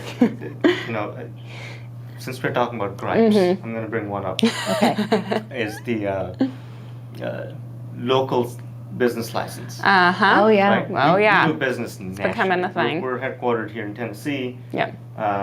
This is our home state. We're not going anywhere, and we do business in Everywhere. in almost every state. Mm-hmm. And some RFPs will ask you for a license to do business, which is fine, right? As a Tennessee business, we are authorized to do business across Everywhere. the country. Mm-hmm. Mm-hmm. And some RFPs will ask us to go register with the state and get a license as an LLC or whatever in that state, Mm-hmm. which, it may open us up to taxation, it may open us up to reporting requirements. We don't have employees there. So that becomes a stumbling block. And at times we've not responded to things that Correct. they're asking that to be a mandatory requirement. To even respond. Yeah. We've To not just even won respond. yet. Yeah. And yeah. we oftentimes submit a question and say, hey, if we do, Win. Yeah. can we get our license at that Mhm. time? Yeah. And typically the answer is no. So lately we've been really Yeah, that is something we've noted. Yeah. And that's just another hurdle, Cognizant. that's going to prevent more people from responding. You're It going is. to limit your options. And these things directly affect the timelines, guys. So, so if you're offering these, or if you're, requiring these, Yeah. subcontracting requirements, you need to give us enough time to be able to do our Yes. research and reach out. Now, we are a certified minority-owned business and diversity business Yeah. enterprise in multiple states. But as Lexi mentioned, there are a lot of things that have to be done in certain states, certain counties. Sometimes things are reciprocal, sometimes they are not. Yeah. But again, we have to do that research on the front Yeah. end, which directly affects our timelines. Yeah. And a lot of times it's too short for us to be like, oh, well, we'll apply. Sometimes Yes. it takes a year to That's get right. certified. We don't have a year. It's due in 3 weeks, So Exactly. it's really unfortunate. And if we do have to reach out to your subcontractor list, a lot of the things that we run into is we're given this 1,000-line list of people to reach out to, and you can't filter it by what they're offering, they right? do, Like yeah. what type of business it is. So here we are going through 10,000, 1,000 lines Yeah. of who we want to put on this bid, because at the end of the day, it's our business at stake, right? So we could get some mom and pop shop that has no idea how to select a new ERP Yeah. vendor, and we're having to propose them on this bid and fulfill a then requirement. just to fulfill a requirement and check a box. Yeah. So just keep those things in mind. Yeah. I do agree with it. I do like that they have Yeah. prioritized small business. But some of the things that we're required to do take time. They do. And they So- don't make it real clear. Yes. I'm gonna jump in. We're running up against time. Oh no. Reminder, 2025 GovTech report. The QR code is up. Snag it. It's free. Talks about all things GovTech that we should look forward to in 2025, and it's available right now. We just released it. Really proud of the work that the team's done on this. So good work. I also want to say that the sheriff has joined live stream. So say No. hi. Yeah, Hey, no. Sheriff. Yeah, he's on, and so we've talked about what we don't like about, Right. things to We have. Pet peeves, if you will. things to get more responses. What do you think some of the are some things that you do like about Yeah. your best RFPs that you responded to? The conciseness Yes. and clarity. Now I'm There's going mix. back and forth. There's a mix. I don't like reading through 200-page documents. No. Now sometimes I understand there are laws in place, but I don't want to read through a 200-page document where I have to read all 200 pages Yeah. because it's not clear where your scope of work is Yeah. or where the background It's really of the hard. project Yeah. is. But I like a very clear and concise RFP that has a very distinctive background that answers the question, why this, why now? You have defined outcomes. There was one RFP that we responded to, and it was like, okay, here's what I want in phase one, and Yes. here are the 17 defined outcomes I want from this phase one. And I was like, Deliverables, yep, yep. Got it. I Exactly. can respond to that. They did the pre-work that you should do before putting out an RFP. And to go off that further, to me, an ideal RFP is 20 to 30 pages long. I understand there are laws and required forms and things. Personally, I wish the required forms, that was something that once you picked your selected vendor, do the required forms with the selected vendor. But I understand there are laws in place, and sometimes you had to do those ahead of time. Have sections, have Appendix D, required forms. Don't have them peppered out throughout the proposal. They're easy to miss. It's hard sometimes to tell whether it's an exhibit that you're just looking at or if you have to turn it back in. Make it clear. Make it clear what your required forms are. And yeah, I want a hefty scope of work, background, why the project's happening, but sometimes they just, 200-page RFPs are quite overwhelming, and it's really hard to find the meat of what you want to focus on. And I also like, as simple as it may sound, a good title. A good title. And that's because, as I mentioned, and Lexi mentioned, every Friday we're looking through these RFPs, and if it says, hardware consulting, it's like, ugh, I got to click on this. I got to look.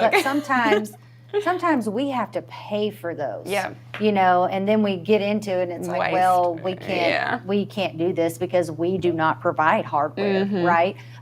We provide the consulting around how to implement that hardware. So a good title describing the project is ideal. I would agree. We responded to one last year called Fee Accounting Consulting Services. We're not an accounting firm, but it was actually a scope of work that we do, and we responded to it in one actually. But your title can really almost make or break whether a lot of people just see the title. Yeah, a lot of people don't download it, don't do the due diligence like we do, and they just simply look at the title and yep, this is for us, or no, it's not. So luckily we do check all the bases and look through that, but a nice title would be extremely helpful, because a lot of times I can read a title and be like, yep, that's for us. That's us, yep. Yeah. And then just a document that's easy to navigate, right? That's set up, that has a table of contents that I can look at and say, okay, the scope of work is in Exhibit A. Let me scroll down to Exhibit A. Yeah. The deliverables are on page 34. Okay, let me do that. We recently responded to one that was a portal submission. Yes. And the portal was a little bit ancient in itself and not easy to navigate. But lo and behold, in the RFP document, there was a breakdown of here are the steps you take to submit this RFP. To do the portal, And as savvy as Lexi and I are, we needed Yeah. those pictures. And so I think details, pictures, if your portal is hard to navigate, examples of forms, like Lexi said. Sometimes we see examples of forms, that are just screenshots within the document that says, okay, just put your business name here and you can leave this piece blank. Yeah. Right? Yeah. And so we're not sitting there. Go ahead, Avi. Yeah. Sorry. Questions coming in. Okay. So, first one is it makes sense to write for technical and legal requirements when developing an RFP. What's your advice for procurement specialists who want to go above and beyond, but don't know how to get to the why? Who do they lean on? On us. But it's for services But it is that for we offer. services. So how do you do this? Yes. Oh man, great question. Can I say AI in this scenario? Can I? Yeah, with a grain of salt. With a grain of Also, salt. There's tons of RFPs. Yes, out there. there's so tons many of. That's what I was going to say. public, So yeah. now, what I don't want to say here is copy directly from another organization's RFP. Wrong name. But yes, and we that. see that a lot. We do. We see it a lot. But there are tons of RFPs out Yes. there that you can, and we've done that too. We've sent Yes. RFPs that we love their scopes or we love the amount of detail. But doing the research, yes, on the Yeah. back end and looking at other RFPs and other scopes of work. I know AV said with a grain of salt to talk about AI, but if you're utilizing things like ChatGPT and even Google now, I hate to say it, but they do have an They do. AI function, and you can just say, hey, what is a common scope of work for the selection of an ERP system? Now, Yeah. with a grain of salt, you have to read what it says, Yeah. but it could be a great starting point, or you could you know, I think conferences also are a great way to network with other people who have done similar projects or to talk to your vendors about how to go about crafting an RFP. I think everyone in our industry is very open and ready to give advice. And ready to give you advice and share some of the things that we've responded to. Well, and if when Vidu comes on the last session today, I'm sure he'll say, you didn't say Microsoft, so Copilot, yes. It's Copilot. Yes. And what we're also going to do, this is the question's timely because we are also going to, on our website, release a scope of work that you can use for to put in your RFP to procure services like ours. If you don't want to go the cooperative purchasing route, we'll make that available to you, so you can use that to craft your RFP. The next question is, when there are a number of desired initiatives that may or may not fall under one project or program, how do you recommend determining whether to separate them into multiple RFPs versus developing a more comprehensive single RFP?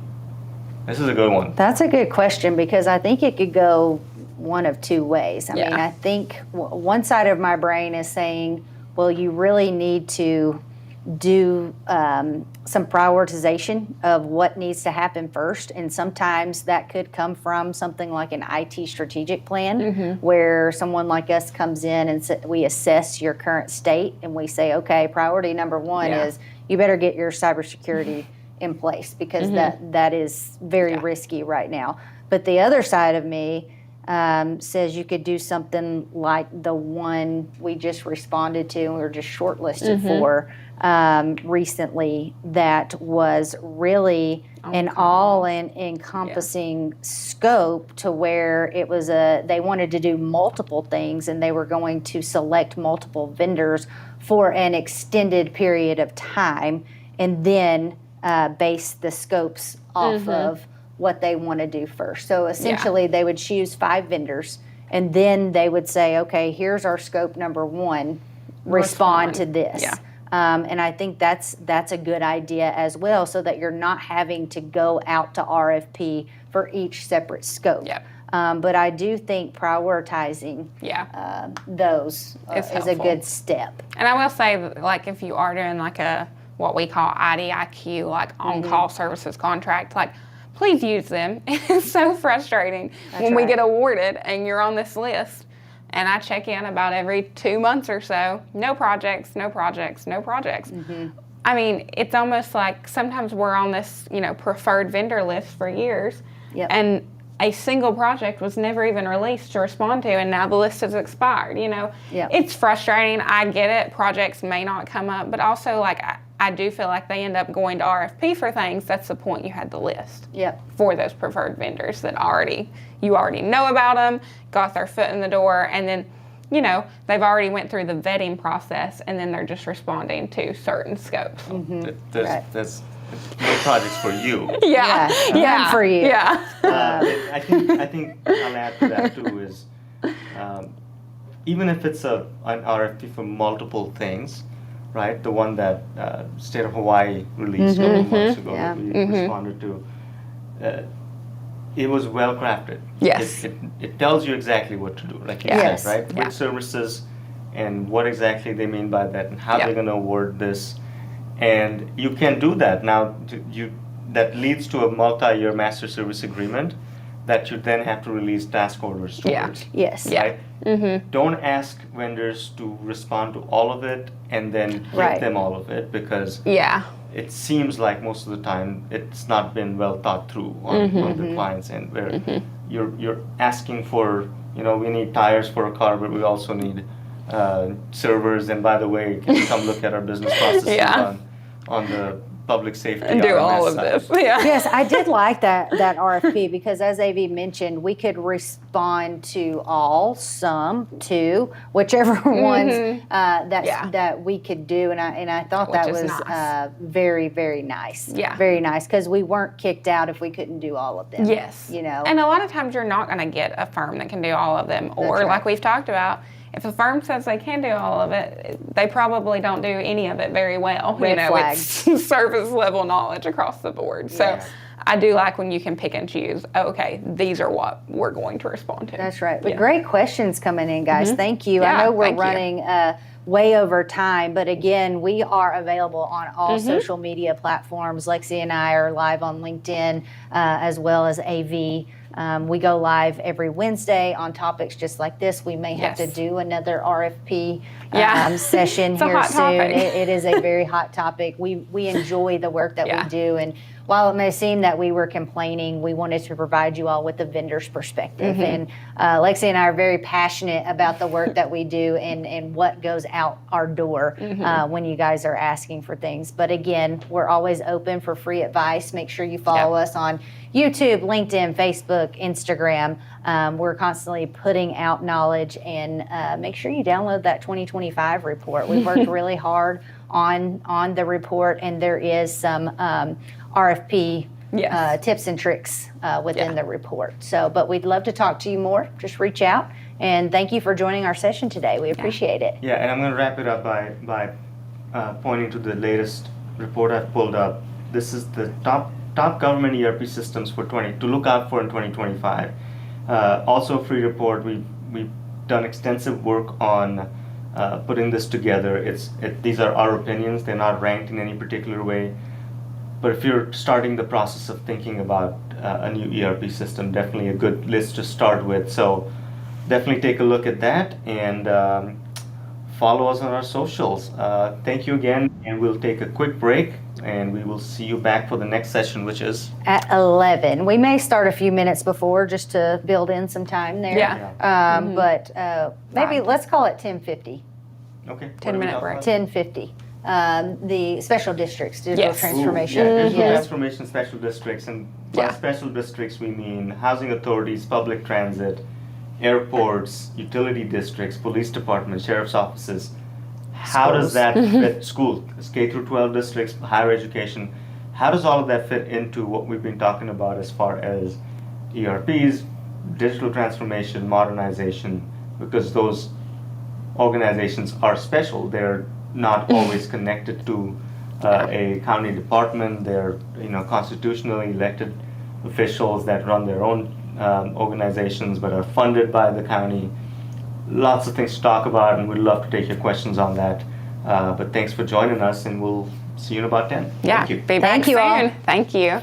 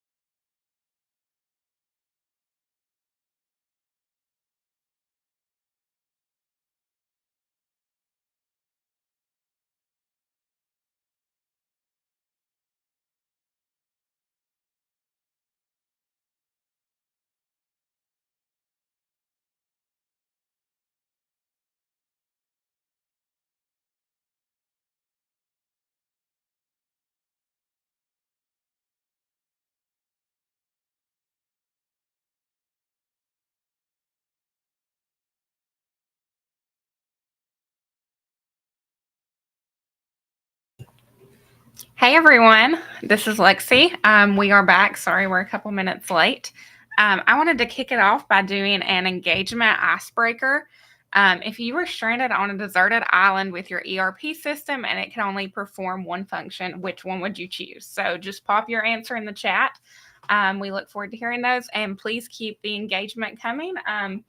We love the questions. We love the comments. It really helps drive the conversation. So thank you for that. Our next panel is digital transformation in special districts. And that is anything from police departments, housing authorities, utilities, lots of things, schools, universities, etc. So without further ado, I will bring on the panelists for this discussion.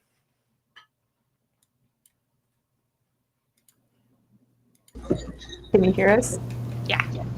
Okay. Sorry, we're still settling here. Boss man just walked in, I'm so. good. I don't need a mic apparently. Let's get the fancy mics. All right, welcome back to this session on special districts and digital transformation. I've got a couple more guests join us. I'm going to have them introduce themselves. David Buchan? Yeah, absolutely. My name is David Buchan. I'm a senior consultant with Avero Advisors. Do have a background in public safety, about 5 years with the local sheriff's office over here in Tennessee, and work with some of our public safety clients. Thanks. And Zach Tudine? Hi, my name is Zach Tudine. I'm a project manager at Avero. My background is public policy and administration, and I work primarily with housing agencies and public safety departments as well here at Avero. And Robert is joining us again. He's got several years of experience in public sector IT and housing authorities. And then Katie Knatzer, who you met earlier today, Director of Talent and Operations, has also spent a lot of time with public housing agencies. So what we're going to do today is talk about the impact of digital transformation, the need for digital transformation in special districts, and we'll probably go sector by sector, but if we want to just cross-pollinate somewhat, that's fine too. So why don't we start with everyone's favorite special district, quasi-government agency here, public housing authorities.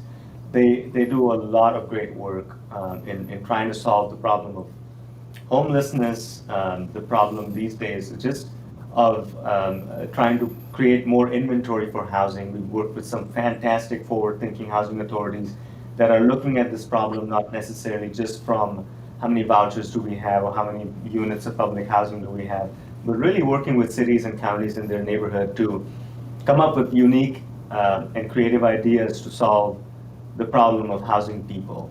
And there's some really great things going on. So what that leads us, why we are talking about it is because these organizations need systems, they need strategies, they need business process redesign, and they need creative ways to solve these problems through effective systems, effective user systems, and we help them by helping them, we help them implement new systems to come up with better business practices. So I'll open it up to you, Katie or Robert. You guys have done a lot of work with significantly large housing agencies. How are they unique, and what can we tell the audience that's different from what we've been talking about this morning related to housing authorities? Robert, I can go on for days on this one. Do you want to go first? Yeah, and I think the biggest thing that always comes to mind to me with housing authorities is it has to work. There's no alternative, and it's going to be just like we're going to talk about with public safety. These systems have to work. There's no downtime. There's no 3 days in preparation of cutting to go live where you have everyone stop work. They have to roll forward. We're talking about a very basic human need of shelter and protection. So I think that's a mindset a lot of people who haven't experienced housing authorities don't necessarily have going in there. They just look at it as, yet another quasi-government agency with some funding that does a service. But you think about it, what other basic human need is more important than just simple shelter and protection?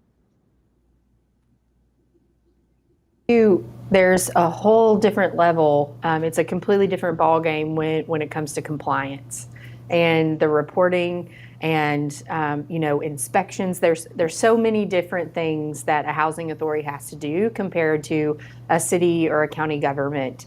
And the same for a city county government. It's completely different in many different aspects, in many different ways, because truly housing authorities, especially in kind of this new modernized way of thinking, are functioning more of like a property management style. So not only are they in the public sector, but they're also starting to shift toward functioning as a private, entity, if you will. So there are many different nuances and acronyms that you'll hear when it comes to housing authorities. Right. So, the COVID era showed us that the problems in the economy, unemployment, people not able to go anywhere, transport systems down. Housing authorities were one of those agencies that could not stop working, like Robert said, right? And what that also showed them is that there's a huge need for digital transformation in housing authorities. Now, one of the big problems in housing and digital transformation, especially on the ERP side, is that there's a lack of choice there. There are maybe 3 big vendors that are in the market, and a lot of the big names are not aware, or they're not paying attention, or it doesn't make sense for them to chase the market. But the funds exist and the need exists, and a lot of times when we talk to housing authority clients, the usual complaint is that, well, where else do we go? There's this system we've had for 30 years, and there's this new and shiny one that seems to be gobbling up the market share, and neither of them really care about what we need to do with our organization. They're shoving contracts in our faces and saying, we'll take you live in 6 months. And given how complex housing authorities are, how unique each one of them is, that is a tall ask. So where do we fit into this mix? I know we help them release RFPs, but what's the point of an RFP if you're only going to get one response when you put it on the market? Well, I think that the biggest thing is, just like any other organization that we see, most of the time they're grossly understaffed. Like, they wear so many different hats, and they have so many different reports that have to be submitted on a monthly, quarterly, and annual basis, especially to HUD, and you can't miss those. So those take priority.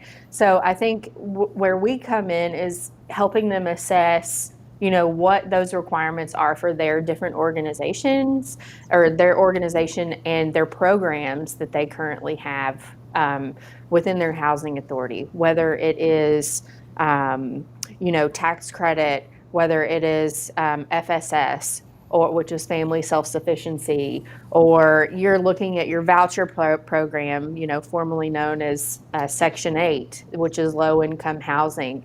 There are multiple different compliance pieces and multiple different requirements that you need to produce the reports that you send to HUD.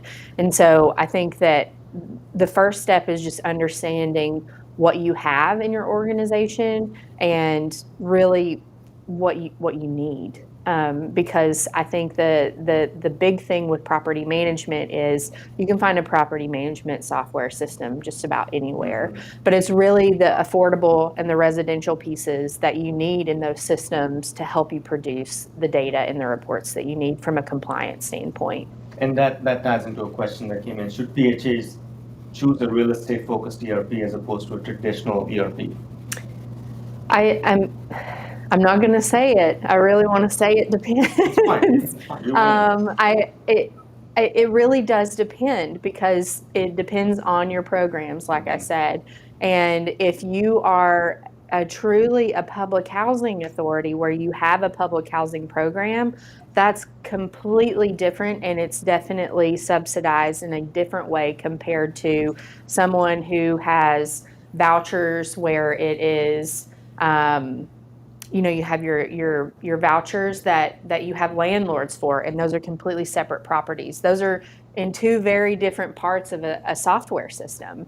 And so you have to know what modules you need, what functions that you need to actually go through the steps of leasing and keeping up with those compliant or the regulations for compliance. So that's going to be putting your certifications, or you'll hear the word TIC in the system. So that's those are going to be the things that have to be submitted. And many times those are annual certifications, or sometimes they're monthly, depending on if you live in a true public housing property or organization, that you have to enter those and keep a pulse on the income of the resident and entering those into the system. So really great question. So follow up. So when businesses with heavy compliance requirements migrate to a new ERP system, how do they handle their historical data, and is that process expensive? Great question. So data is always a huge, it can be a huge black hole, especially in a housing authority, because you have so much personal information. Not only do you have to think about the security related to the data, but also where does that live? A lot of it's on paper. I have walked into so many housing authority offices, and there's boxes everywhere, and it's all full of paper. And most of the time, and for some regulations, you have to have a physical file, and that's still required. But many of the systems allow you to put that in from a digital standpoint and keep that on the resident record. And so a lot of people are wanting to move away from that. But I think the first step, even before you start an ERP transformation, is understanding where all of that data lives. Are all of those files stacked up on your property manager's desk? Or are they in a filing cabinet on the 3rd floor of your corporate office? Or does it live in this old legacy system that you've had for 20 years and the person that has been maintaining it no longer works for your organization anymore? How are you going to get it out? That's the first step. Really taking a moment to step back and understand where your data lives, and taking inventory of what you need to do to ensure that you can at least get it into your new system, or really understand what you need to bring over. Do you need to bring it over into your new system? So, and that doesn't differ from, local governments, quasi-government, special district. It's all the same, right? We're working with school districts that have the same question: how much data, and when do we start doing this? The methodology remains the same until it gets to the point where you're actually extracting the data and massaging it into a format that the new system can ingest. But you really have to pay attention to how many years of data, at what level of detail you want to bring forward, because that can greatly complicate or simplify your implementation. So I'm going to quickly remind people that the 2025 GovTech report is out. The QR code is on your screen. Please scan it. It's right on Zach's face. But I'm going to take it away as soon as I leave it up there for a few minutes here. It includes a lot of great information on public housing specifically, and systems to look for that are really useful in public housing agencies. So take advantage of that, please. I'm going to switch gears now and move to something that's near and dear to Robert and David. It's public safety. They are part of city and county governments, sheriff's offices and police departments, but they're special, right? So in that sense, they're special districts. So can you tell us a little bit about why they're considered special districts, or why they're special? Yeah, absolutely. Why they're special. I mean, obviously, just looking at the core of everything, public safety is there to, somebody to pick up the phone at 2 a.m. if there's an emergency going on. So obviously, we all know the importance of that, but also it's going to be, there are so many unique aspects to public safety that go across the board, from, officer accountability to officer report writing to going through the court system and making sure that everything's taken care of properly. So I would definitely say that's a big reason why it's considered a special district. They are on call 24/7. There's no holidays, vacations. It's 2 a.m. I'm not coming in today. It's a 24/7, 365 gig for sure. Yeah, and Zach, you also worked on a police department's RMS project, right?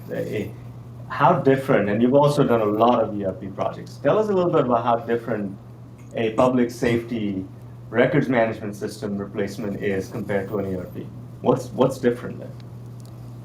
Yeah, I think earlier I was thinking about just a comparison. Actually, I'll tie it together with public housing as well. But the main difference I think those two organizations have from some of my other clients is the importance on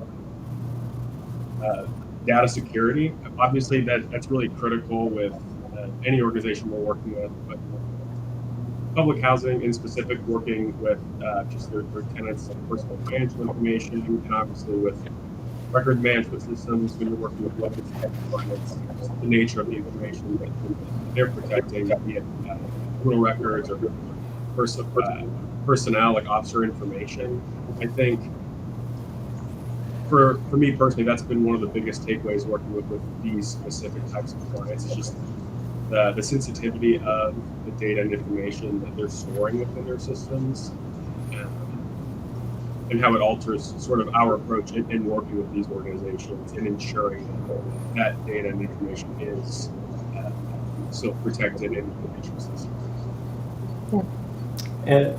And also, data security is important for every kind of system, but especially sensitive in housing authorities too, because you've got so much personally identifiable information that is required of housing authorities to keep in process. Robert, I know you've done some work around the security around PII for housing authorities specifically. Do you see any parallels between housing authorities and safety organizations on how they need to keep data secure?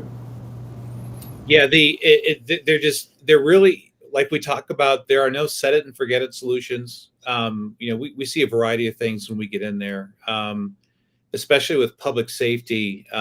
They're probably using IT services from the city. They don't have their own dedicated. That relationship could be great. It could be not so great. There is no substitute for taking the cybersecurity seriously. And that's been a whole other topic we've talked about several times. I think that's the first mindset we deal with when we get in there. Someone's like, yeah, we bought this last year, or we upgraded this router that we have to connect with the state, but we should be fine, right? And it's like, has anyone actually been maintaining that, grooming that, checking on that? Has anyone done any disaster recovery testing? I think David would agree. The difference, I think, though, is a police department, you can still send an officer on scene for something. So you can still do the very, very basics of the job function without the technology. You're just not going to do them very well. You're not mitigating risks. And there's a lot of exposure when doing something like that. But if everything was down, you could still put an officer in a car and send them out on the street. Housing authority doesn't have a choice. I don't know how you do that. If you're down, even if people are walking into your building, you're not going to be able to do anything to service them. Your landlords are not going to get paid, which is a big incentive that housing authorities have, especially with voucher programs, is keeping their landlords engaged, is making sure they also get paid on a regular basis, which was a big thing during COVID as well. So the cybersecurity is just so incredibly important because of the exposure of the liability. And it also needs to focus on not only data that's live on your system, but data at rest, data that's sitting off on an old server or sitting even physical security, information that's sitting in a box and a bunch of paperwork, and no one knows what it is. No one knows if it's still within compliance on certain things. Does it need to be destroyed? Things like that. Major considerations when you're looking at cybersecurity. And again, there is no Avero comes in and we just give you a solution and you're good to go for the next 2 or 3 years. They have to be sustainable. And especially with housing authorities, smaller housing authorities don't have IT staff. That needs to be solved usually through a managed service provider who can take care of that and keep that going so you don't do boom and bust cycles on your technology replacement and your cybersecurity. And I'll add something to that too. So I think that the other piece to this is how it interacts with other systems related to like a CAD, the CAD and the RMS together. Sometimes they're two very different systems within a city or a county. And not only are you getting the kind of in real time updates from those 911 responders for your CAD system, but you're also having to keep and record all of that data in a records management system. And so you're not just looking at your traffic violation, you're also having investigations. You have your court systems, many different things that are all tied into this one system to house all of this information. And I agree with Zach, it's very critical, but I think that there are so many nuances to public safety and the types of data that they hold on to for long periods of time, especially in an investigation. You have some, very strict regulations on who has access to any documentation, photos, any evidence that's there. And so those are specific requirements that have to be defined and built specifically in public safety. Absolutely. I mean, and there's like you said, and really good points, Katie. There's a lot of nuances with it. So it's not, a typical system where if somebody gets arrested, let's say, it's possibly a celebrity or it's a high level case, it's not going to be just any cop that's on the street can go into the CAD system, look it up, see the report, see the booking pictures. A lot of times those are, have to be very heavy security, so that way you make sure that only the eyes that need to see that and they're approved to see those case details are there. And law enforcement, that happens quite frequently. So, obviously you have your standard arrests, your standard interactions with the public, but sometimes you have those high profile cases that you don't necessarily want every single officer that's on patrol to go in and look at. So those are some really, really unique security features that you have to make sure that your RMS and CAD system both have, and making sure that those systems talk to each other, because you don't always have control of what CAD system you have, what RMS system you have. So maybe you personally have, your department has control of the RMS system, but the CAD is a consolidated CAD where multiple departments are feeding into it. So the solution there is to make sure that your RMS integrates with it, because if it doesn't, you're going to have to be typing in all the case numbers yourself, all the information yourself, which opens up for data fallacies to happen. So you might get a number wrong on the case number, you might get the street number wrong or the street name wrong. So it's going to be really important to make sure all that talks together so you can get true and accurate data in there.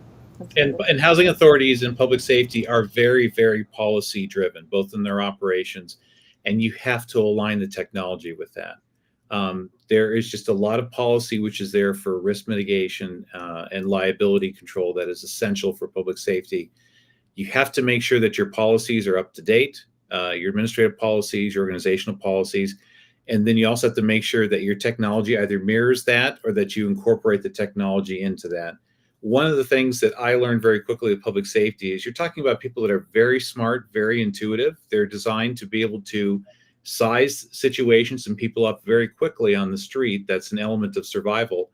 So the example I always use is, if you train someone that it takes 7 steps to do something when they're putting in a report, and the person next to them figured out how to do it in 3 steps or less, they're going to do it in the 3 steps or less process, and they're going to tell everyone else, even though you're missing a data quality or data validation in that. So has to be very good alignment between the policies that are just your operational ones, as well as the ones with your technology. And housing authorities are the same thing as well. Their guidebooks and their policies can be hundreds, if not thousands of pages. And the only way you're going to be able to get compliance on that is that you have your technology reflect that and also help support that. Well, and we're talking about special districts and quasi-government agencies, right? This also applies to transit agencies and utilities. The common thread there, not so much in transit, but utilities included, is, again, customer information, personally identifiable information that is stored on your databases, your old systems, on paper, something that you need to be really, really careful about when you transition from an older system to a newer system. Really think about what part of the process is risky, and do you still want to hold it? We've had clients that have outsourced certain pieces of the process where they don't keep any of the PII on their system. They're not responsible for it. Well, they are ultimately, but they take additional steps to make sure that that set of data does not live on their systems. So special districts or not, I think the process for modernization remains the same. There's some nuances that come into play where you need specific knowledge about an industry or a product to go and modernize an organization. One of the things that comes to mind is your newest client, right? Is a large juvenile probation system that wants to upgrade their case management solution. Can you tell us a little bit about that and the scope of that project? Yeah, absolutely. So the scope of that project, and it's not all necessarily just going to be juvenile probation. It's also going to be adult probation. They have multiple different services that they provide. So it's out in the California area, and California area is a little bit unique for this. So there was a large statewide objective a couple of years ago where everybody was trying to pretty much get onto the same system. Unfortunately, there was a lot of money that was put into that. Unfortunately, the program did overall fail. So a lot of departments right now, I wouldn't say necessarily are scrambling, but they're definitely looking for better solutions out there. So currently, there's some that are using AS400 systems. There's some that have a lot of paper-based processes. So making sure that you can get all that data in there accurately is, tremendously important because probation kind of offers a little bit of a unique situation as far as public safety is concerned. So if you think public safety, you might think of a sheriff's department, a police department, where you're going out taking reports.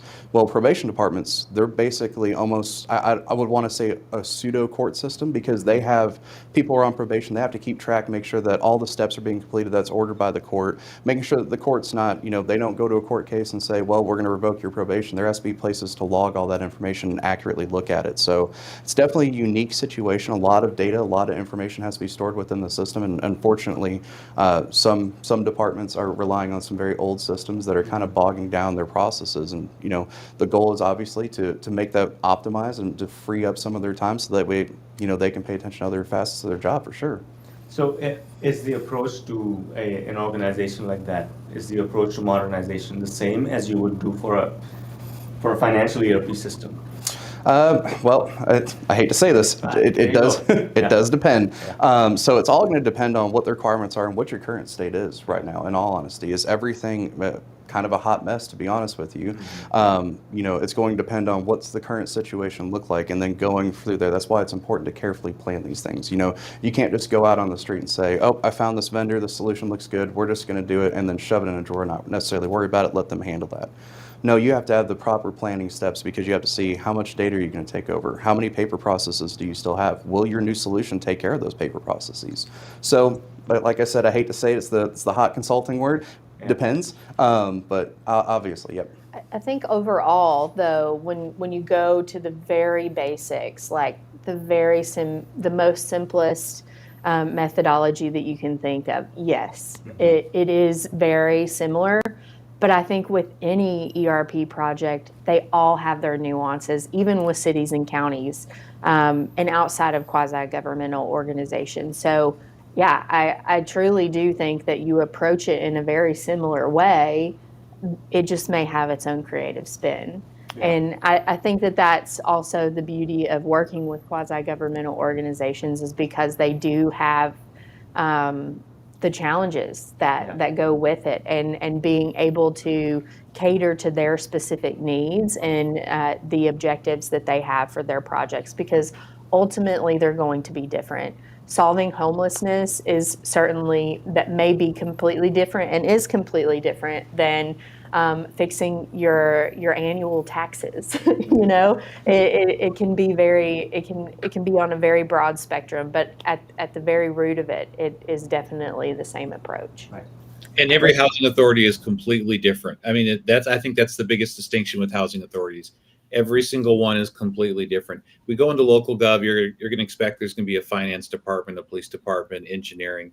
Housing authorities can be all over the place. They can be strictly property driven. They could be strictly voucher driven. They could have a huge economic plan that they're working with the city to develop, and the housing authority is a key part of that. They could be an MTW entity, but they truly are different. Each and every one we've dealt with has been drastically different in a number of areas. There's no cookie cutter. Hey, I just want to go to the comments real quick. This is one from Kyler that was funny, but also, goes back to something Dave hit on earlier, that it's interesting because you need not only historical data, but healthy real-time data. If AV gets pulled over in his Tesla, you have to have visibility into the bank he may have just robbed in the last 2 minutes. So do you all want to touch more on historical data is really important, but the real-time data as well? Yeah, absolutely. And talking a little bit about historical data. So, and this isn't not necessarily that's something I would call it at least a little bit unique for public safety. So just looking at it from a CAD RMS perspective, whenever somebody gets pulled over, a name gets entered in the system, it's not necessarily always from result of arrest. So you'll have to make sure that, the name's spelled correctly, the date of birth, the address has been updated. Well, a lot of times, especially if you're dealing with a system that's been online for a long time, you're going to have a lot of repeat data entries, a lot of errors in that. The master name index is somewhat of a nightmare sometimes for some departments, for sure, because there's somebody misspells the word Cadillac. Well, congratulations, that's in the master name index now. Somebody says unknown person, somebody says John Doe, and it just keeps replicating over and over. So it's really important to make sure that those are all cleaned up as best you can, at least, before you get over to the new system, so you can start with as clean and accurate data as possible. I think there's an application of AI there, right, for data cleanup, that these are things we would do manually back in the day, that you can definitely explore. The deduplication at least. Yes. Right? Cadillac versus Cadillac. Yeah. Well, I think that also goes into that integration with your CAD system and how we've seen where maybe they would create a record in the system and it would put it at a different location than where it actually was, and they would have to go in and fix it every single time. And so how do you keep that human error or a glitch in the system out of that process, and really making sure that things are integrated, and so that you're not having to manually key in all of the data. That I think that's a huge piece too in the process of standardization, but really making sure that your data is scrubbed before it goes into the system if you bring it all over. Absolutely. And again, it's the same, right? Yep. No matter what special district you are, you might have some special requirements on retention laws and again PII, but the process and the philosophy of data migration is the same. Yes. Another question, is change management more challenging in these types of organizations? And this goes back to a comment Megan made earlier on LinkedIn as well, talking about resistance to change. It seems like everyone is so attached to their disparate systems and a web of workarounds that no one wants to let go. Yeah, there's a number of things that play into this that can cause the variables. I think the basic ones are always there in every organization. People have fear of the unknown. And so you usually start to ask yourself two questions in your head when you hear new ERP system going. One, what does this mean to my job? Is my job going to change? Is my job going to go away? And that's something that people think about when they hear about some of these symptoms. And that's natural. These situations. That's natural for a lot of us to do. The second one is, am I going to know how to actually use this? I just got used to this old system. I don't like it, but you know what? At least I know how to get payroll done in time. What is this new system going to mean in terms of, do I need to pick up new skills? Am I not going to be smart enough to be able to understand? There's always that baseline of just the basic human emotional reaction to change coming that is there in every organization. Well, I think that there's also another thing to think about too, because oftentimes, and this just isn't in housing authorities or public safety, it's across the board, but they're very common to have unions in these types of organizations. And so you have to be very cognizant of how you approach change and job descriptions, and making sure that staff understand their role and how the new system fits into that role. So I think that can add a level of complexity. Like I said, it can be in any organization, not just housing authorities or these special districts, but that is very prominent in these organizations. But also really thinking about the compliance piece. I talk about this all the time, especially in housing authorities. They have had to create these reports by extracting data out of systems for decades. And there are people that work in these organizations for decades. And, you have to pry the Excel file literally out of their hands, that they've printed it off on paper, that they're going to scan it and send it in to HUD, so I think we say this too, is these are not technology or ERP projects. These are truly people projects, and the change management piece is critically important with any organization. Starting at the beginning, even in the strategic phase where you're actually planning this change together, is really getting that buy-in and really starting to chip away at the facade and the insecurities of the people that you have to pry the Excel files out. Those are the people that you really want to be your biggest cheerleaders. Those are the people that you really want to hear from, because I can guarantee you that it's probably not the system that they're actually worried about. And so making sure that they have a voice and understanding making sure they understand what is actually changing. Sometimes systems do eliminate the need for certain roles, but that doesn't mean that the people are eliminated. That means that their roles are just restructured into different functions or different ways. So I think that the change management piece is probably one of the most important parts of any implementation, and especially in housing authorities when you think about unionization and the compliance that they have to go through. Because, like Robert said, it doesn't stop. They can't mess that up. Well, and we talk about school districts next. It's the same thing. Lots of PII, lots of moving parts, right? They have several physical locations. Large school districts they're not only large in terms of how many employees they have, but they're large in terms of their footprint and Yes. Complexity as far as regulations and reporting to the state is concerned, and student information that should be treated with utmost respect and care. So change management in a large school system's ERP overhaul is really important, and it doesn't always go well.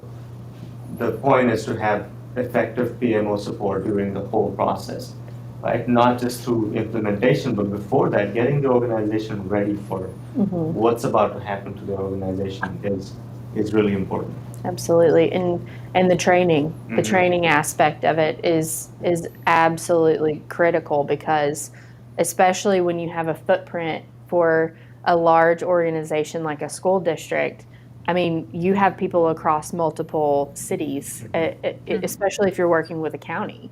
You have multiple schools, you have multiple different job roles, whether it is someone who is actually teaching a class or in the administration. So you have to cater that plan specifically to that job role. And that's for any organization, but I think that especially in K through 12, that you have so many different people, and you have so many different ways that people learn, that strategically planning that is vital. Yeah, absolutely. And sorry, Lexi. There's another question. I won't be able to display it because it's showing up on LinkedIn, but not in my chat. But it's from Megan. And what role does cross-sector collaboration play in digital transformation efforts? Basically, like, how can these different sectors, like we're talking about schools, police departments, housing authorities, learn from one another's successes and challenges? That's a tough one. It was brought up earlier is the fact that housing authorities are really being encouraged, especially by HUD, Housing and Urban Development, to be entrepreneurial. HUD wants fewer housing authorities. They want a lot of them to merge to become these regional entities, rather than having 3,000 separate housing authorities, get that down to 1,200. And the ability to do that is going to be entrepreneurial based, which is great, but that's a new thing you throw at government, because government tends to have to be reactive based upon public policy and what electeds decide they would want to do. So now telling a housing authority you have to be entrepreneurial on a lot of these things is a major mind change. Some of that's going to fit well with other areas of government and quasi-government. Other areas not so well because of compliance or the way things are initially structured, or even just desired by your citizens. Don't change my police department on things like that. So in other words, lessons learned. I think there's some commonality. Change management, I think, is a very common area that people from a variety of areas in government can talk about and relate. Because as we talked about, these are people. These aren't just projects. These are actually people. Is one common area. And I think cybersecurity is the other. Like I said, there's just in any environment, there is no set it and forget it. There is no, yeah, we tested backups 2 years ago, but no one's done a backup test lately. Those things are common with every single entity. Those are baseline. Those have to be there. You can borrow a lot from what the private sector's done. You can borrow a lot from what the neighboring county's done. You can borrow from what a housing authority, a school has done. Those are the two commonalities I see. So just to remind the audience, we've got our 2025 GovTech report out, released this morning on this panel, and we'll be showing it on the screen here momentarily. Scan it, download it. It's available now. It'll be on the website later, but this is an exclusive first release. It's got a lot of information about trends to look for in 2025, especially including special districts and the products that may be important and worth looking out towards if you're looking at improving your systems, upgrading your ERP system, or just looking around in preparation for that. So get the 25 report. It's on the screen now. Again, Zach, I'm sorry you picked the short end of the straw here, bottom of the screen. But as we're talking about special districts, I don't want to gloss over utilities, right? We're doing some projects with sewer districts and water agencies. We've done work with electric departments. Again, is anything different in there, right? Again, when you talk about water districts, again, personally identifiable information is critical to protect. So, Robert, you're doing a large ERP upgrade in California on a water agency. What are some nuances that have come out of that project that may be important to discuss? Yeah, and so water districts are surprisingly public relations driven, and especially in the California area. So there's a lot of outreach. There's a delicate balance that they're trying to strike, which is if they're trying to do public outreach and get users aware of things either through water conservation initiatives, they know that they have to match that with providing the technology and the ability for folks to interact without having to go to your water district to pay your water bill every month, right? So you need to bring what we used to consider just private sector solutions. And there are some private water companies, obviously. But the solutions have to be public facing, and they have to be usable, and they have to be easy to use, because again, we're talking about a basic resource you need to provide to everyone. That means that everyone, no matter what their economic status is, has to be able to access that. You have to be able to transact business from a variety of devices or locations or economic circumstances. So they have a very heavy focus on the PR based, and they know that going out there and advertising how modern your water district is not going to work if a citizen goes to pay their water bill and yet again the portal's not working, or I got the amount wrong, or it charged me double, or all I want to do is get my water statement. Why can't I download that online? Zach, do you have any inputs on that? I know you've done a recent utility billing project, right, in California? Yeah. No. Oh, you got it, Katie. I think that, and you see it across multiple special districts, the importance of reporting. Mm-hmm. And we haven't really touched on that. We talked a little bit about compliance, which that is a big part, but the reporting aspect, especially from a utilities, is really important, because if they're working with a regional CSA, or different aspects of, are they getting their energy directly, who they're getting their energy from, they have to have those the reports that are needed to bill on that on a monthly basis, internally and externally. And so I think that's something from a utility standpoint that is different. From a public safety standpoint, what's something from a reporting aspect that's critical in public safety, Dave. Yeah, absolutely. There's a lot of different reporting aspects that we could talk about with public safety. So there's going to be obviously the reports that the officers do on the streets for any interactions that they have, but also it's going to pertain to some visibility for the area that people live in. So if you have a city, people want to know exactly what's going on with public safety. Is the city getting safer? Is it more dangerous?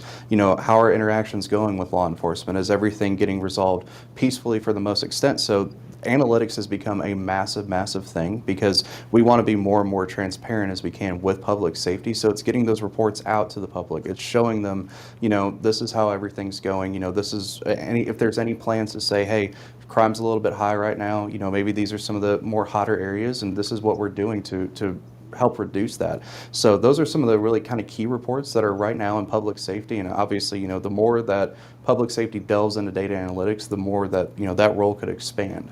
Well, and I think that there's an interesting piece from a public safety standpoint because they like to tie that data in with GIS and, mapping out where things are happening. And I think that there's also some cool integrations on the housing authority side, which we talked a little bit about a week or so ago, I guess, about how it can be used for inspections or actually tracking assets. I think that there's some really neat ways to use that GIS data as well. But Robert, anything that you can think of on a GIS standpoint that you've seen that we haven't talked about? No, that's an excellent point. A lot of CAD RMS systems, the foundation, the baseline is actually GIS addressing. Just from the obvious perspective of when there's a 911 call, you really want to know where that's coming from in the house. Not that just it's coming from this address, but where is it actually occurring within the house? But you would be surprised by the number of agencies we go to that are using old GIS files that aren't updated. And when you don't have accurate addressing, it's not just a response system. Your reporting is incorrect, especially if you're categorized by beats. Your crime mapping is incorrect. The ability to verify, is this really an address, or did the dispatcher just type it in, didn't get a verification on it, so they just clicked override to move on because they're trying to answer the next phone call coming in. The data integrity issues start happening immediately on GIS in those environments. Like David said, you could have an incredible list of common names or a number of unique combinations as the way someone typed in 123 Main Street. And you can't just let that keep going. At some point, you have to go in and you have to reconcile those, because now when you're trying to match jackets or case reports, a lot of it ties back into GIS. And you have to have some sort of stability there, or else you're going to have records that are not going to connect. The investigator is going to be missing a key piece of information that otherwise would have popped up and said, hey, here's an alert. You typed in this address on this report. There are 3 other incidents on that address that you should probably look at. Well, and also, you mentioned real-time crime analytics, right? GIS should be the foundation of, a lot of mayor's offices talk to us about, we want a big screen where we can go in and look at everything that's going on. Yeah. And we're going to do data analytics. Like, well, where is your data? Is it in a shape good enough to be pulled into an analytics platform? And that's when you start getting into this data hygiene, availability, and how good is it, right? Even if it's squeaky clean, it may not be good. So putting it on a wall and trying to connect the dots is not useful. That's the end goal. Mm-hmm. You have to do all of these heavy lift items that we've talked about to get that data clean, to connect the dots. But back to the GIS question, most large cities, counties have a GIS platform. They have a department, they have a regional department that will, for a small fee, allow you to use all of that data and put your data in there so it can be useful for everybody. And then crime analytics or any kind of analytics is not that difficult to accomplish. The hard part is getting the data clean enough and useful enough to be in there. Yeah. Well, I think that there's another aspect to the real time. Just having, that in real time view of what's happening, especially when you're responding to a 911 call. It's not just the system that you're using to manage that internally, but it's also the external aspect of the cameras, the organization that you're using to respond to the 911 call. Is that someone in your department or is that in a different department? And David, you can speak more to this piece, but I think that that's an interesting, that's a difference because there's not a lot of real time in other organizations than in public safety. Yeah, absolutely. And for law enforcement, real-time data is something that can honestly save a cop's life, to be completely honest with you, because a lot of times, and sometimes in my experience, we'd get a call, you'd have a little brief description of what they gave over the 911 call, but you don't know exactly what situation you're running into, who are you going to run into. So the more you're able to access that data and say, hey, this person's a violent offender, has a history of assaulting law enforcement, use caution. Sorry. No, but it's that data is going to be massive important. And talking about GIS as well, especially with our area out here in Tennessee, and this is probably the same way a little bit across the country, houses are coming up left and right, and new streets are being built each and every single day. So making sure that all that stays up to date, because maybe Google Maps can find your way there for sure, but you also want dispatch to know exactly where you're at. So keeping that data up to date, clean, and trying to share that information as real time as you can to officers, it's going to make officers safer, and it's also going to make some of those situations easily to de-escalate because you have a tactical advantage. So we need to wrap up, but we can continue on this for days because there are so many special districts. And a quick question I want to address is the challenges that airports have in IT. They're similar. They're very similar to other agencies. Airports are unique because sometimes they're city departments, sometimes they're not, sometimes they're a regional agency like we have here in Knoxville.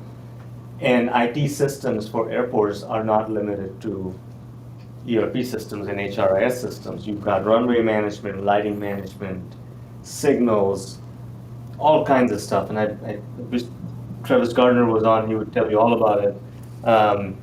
But airports are very unique, and how we've addressed and overcome these is we've done a couple of strategic plans, IT strategic plans for airports that have covered all of those issues and things to look out for. And I can sum that real quickly, Avi, in 3 words: redundancy, reliability, and capacity. That's what airports need out of their infrastructure. Absolutely.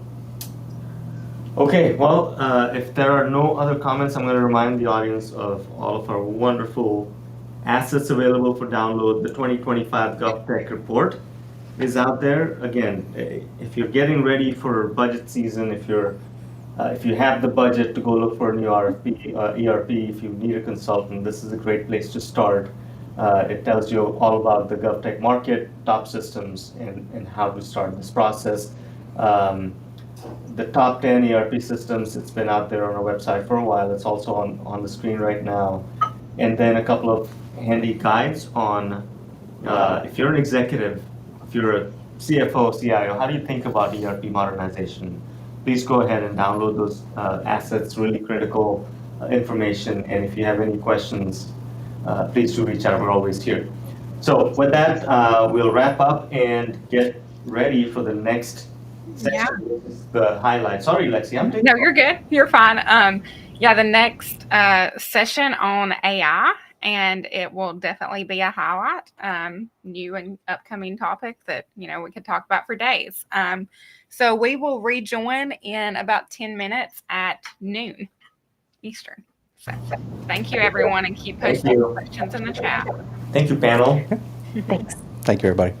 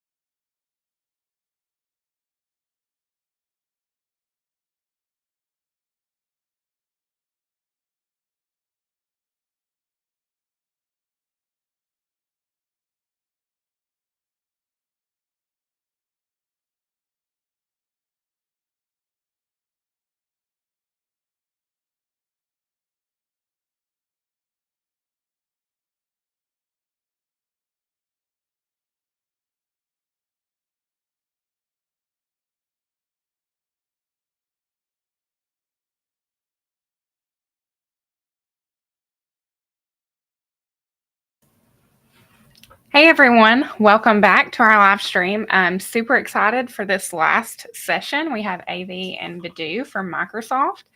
And this session is called AI in the Public Sector, Transforming Governance and Public Services. So it's going to be very interesting, and we have some of the top leaders in this field. So I'm going to go ahead and bring them on and get the conversation going. Hey everyone. Hi there. How you guys doing? Good. How are you? Good. Thanks for having me on. Yeah, of course. Yeah. All right, AV, I did the intro, so y'all can take it away. Hang on, Okay. I am setting up. Hey, Vidu, I can't see you, which is a problem, right? This is. I need to be able to see you, man. Well, I can see you now. I'm glad to say that I can see you guys, which means at least on one side the technology seems to be. It is, yeah. We need more Microsoft, right? Thank you. Yeah. Not my words, your words. Yeah. Well, I was gonna say, tell me where to send the invoice for the sponsorship. How are you, man? Pretty good. I'm here in our Atlanta office, and got a session with the several folks in the state. We're hosting a Georgia Innovation Summit in our Atlanta office, and so it's a busy day of speaking for me.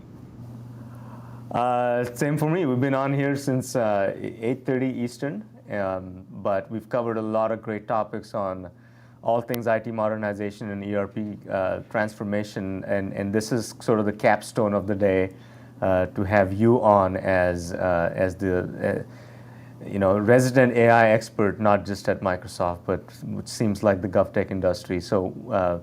Welcome to the show, Vidhu. Why don't you tell our audience a little bit about you and what your role is at Microsoft? Well, thank you, and definitely thanks for having me. I like to tell people I probably have one of the best jobs at Microsoft, right?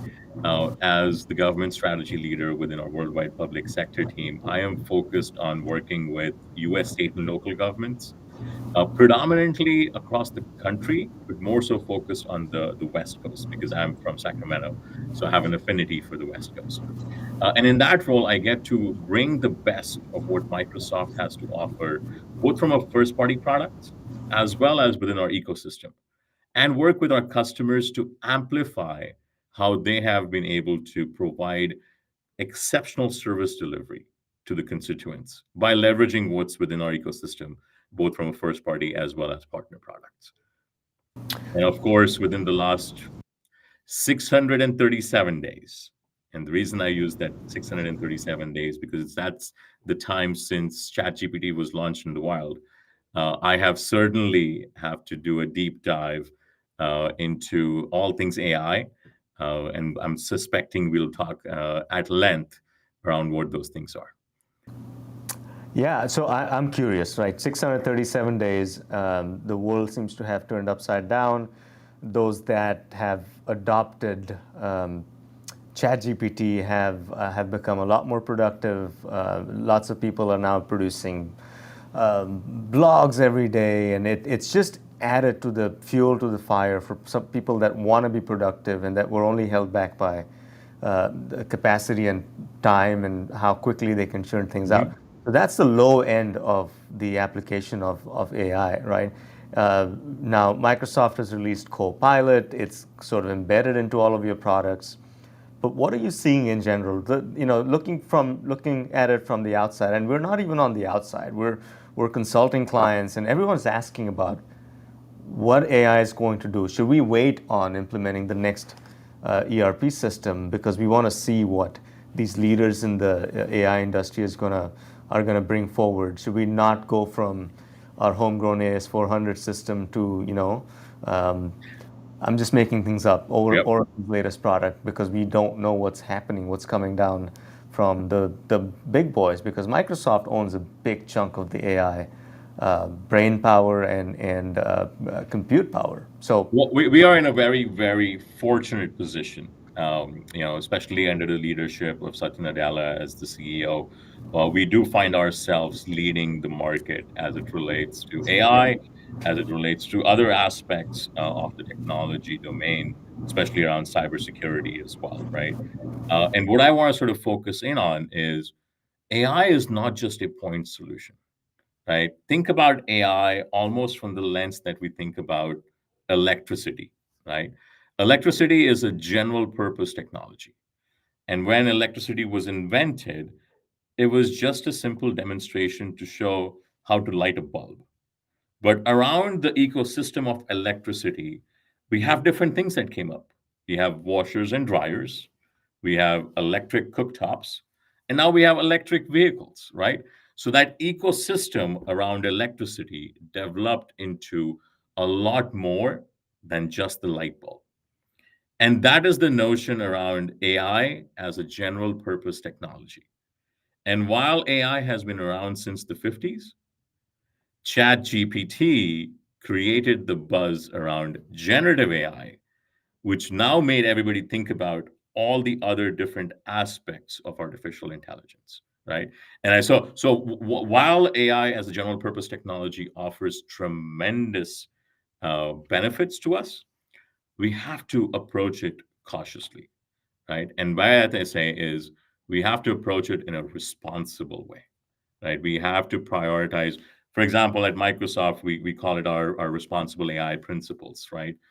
Privacy and security, safety, transparency, inclusiveness, and above all, accountability. And for us, it's very important because I think, irrespective of what type of an organization you are, you might be a small town, you might be a large city, or you might be, a big state. The end result is your services are being tailored towards the constituent, right? And whether you might be in the back office dealing with ERPs, at the end of the day, all of your work is about impacting the constituent that lives within your city or county or state. And so that's why I want to sort of first zero in on AI is a general purpose technology, and you don't have to wait for AI. Maybe generative AI and the way you use generative AI is something you take cautious steps towards, where you first start off in the sandbox.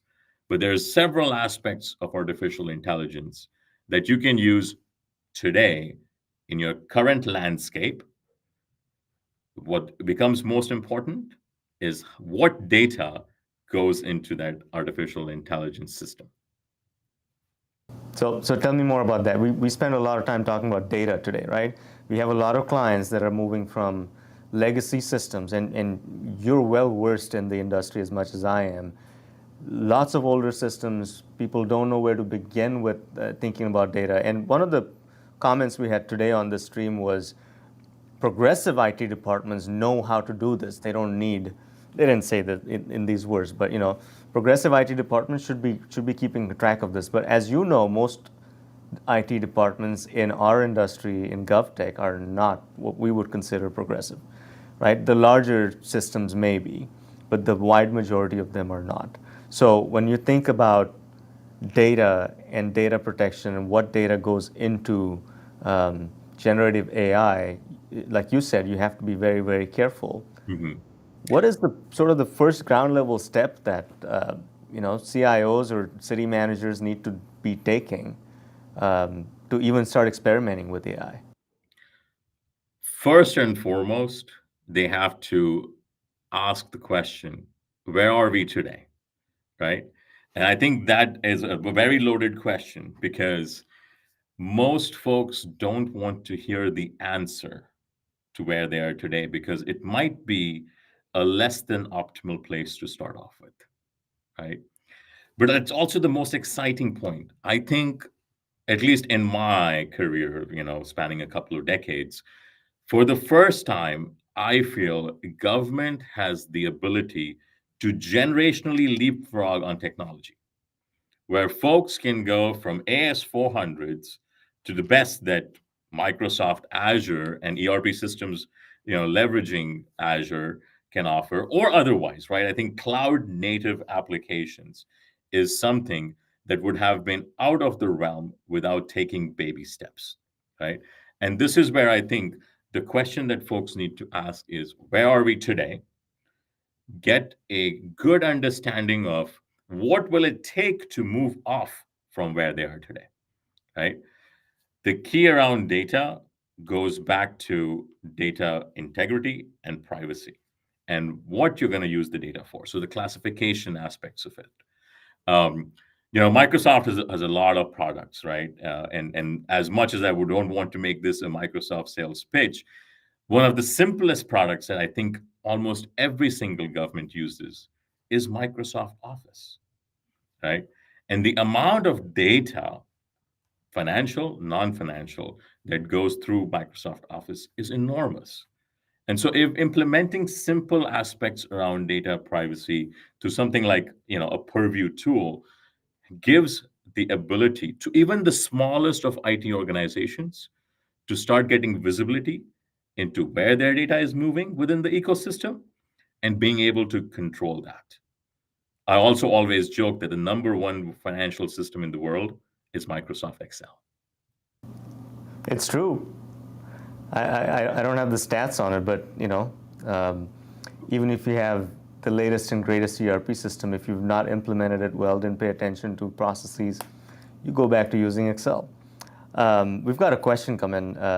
Vidhu, data can be so overwhelming. I think you just answered it. What can an organization do today to start becoming progressive in master data management? Keep track of your Excel files, one. Right? And it's a good starting point because you don't want to go down the path. And we made this point early on today. Mm-hmm. There have been organizations that have had false starts with AI. They've seen a shiny object, someone else trying to do something, and they try to do it in their organization, and it hasn't worked because the outcome wasn't discussed. Mm-hmm. You didn't know where you wanted this to take you. You just, slapped your sticker on ChatGPT and said, oh, look, I can now feed it data, and it's going to produce X, Y, and Z result without having a cohesive strategy on how you want AI to act for you and what you want it to do for you. So I guess, is there, as a consultant, and I've asked you this question 2 years ago, I know now there's a place for a consultant. AI is not going to replace the consulting profession. It's going to replace consultants that don't use AI, right? So is there room in the marketplace for an AI strategic plan for an organization? The short answer is absolutely yes. And since the last time we spoke about this topic a couple of years ago, a Harvard Business Review has actually done a very focused study alongside BCG on how can AI help consultants. And I think it speaks broadly to how can AI create the future of work. And so in this study, what they did was they divided about 700 consultants into two groups, right? The first group used ChatGPT towards the end of their workflow. So they did all the thinking, created what they needed to create, and then used ChatGPT to help refine whatever that output needed to be. The second group introduced ChatGPT throughout different aspects of their workflow. So they used it to bounce off ideas. They use it to help create the first draft, refine it, and then get to the final product. Guess which group did better? And it was the group that ended up using ChatGPT throughout the life cycle, that they saw efficiency gains of up to 40%.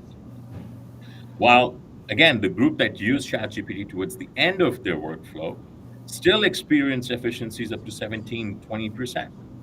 Right? So irrespective of how you use AI in your workflow, you are going to see efficiencies. But integrating it as a co-pilot is where you will see the massive gains in efficiency. And so for folks who want to go and bing this study, it's called the Centaurs and Cyborgs study. And that's the classification they put for the two groups. I like that you said bing it.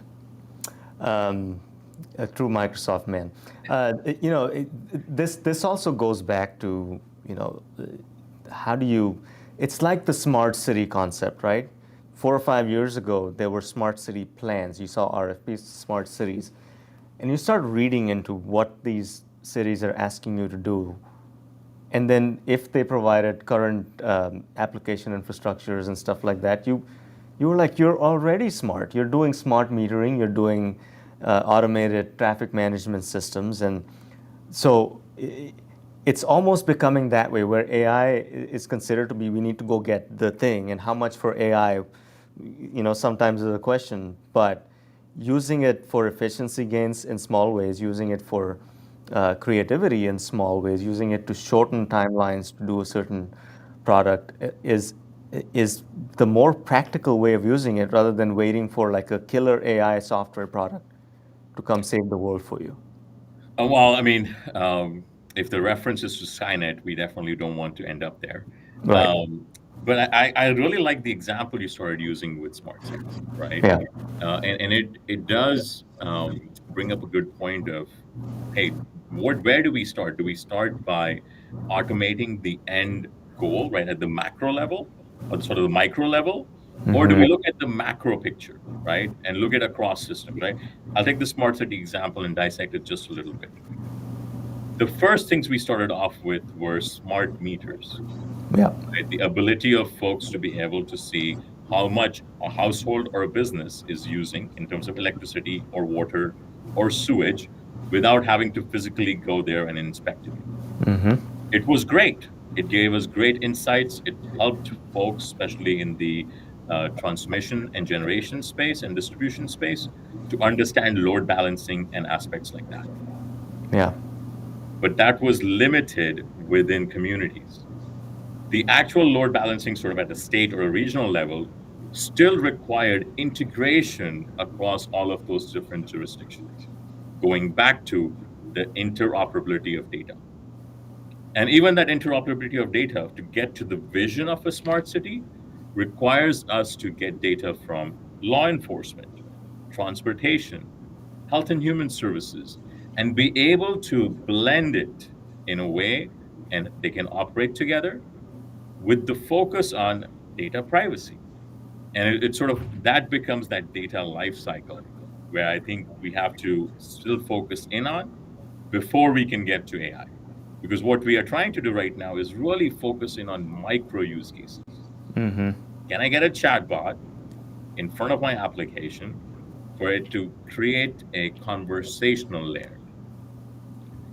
The future for us might be reasoning agents, where they help government workers reason through situations, where they can help folks, assist folks throughout the life cycle, let's say of an eligibility application.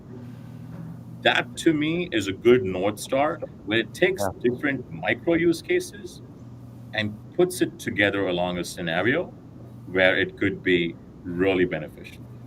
Another great one that is actually being used a lot across our customers is things around procurement.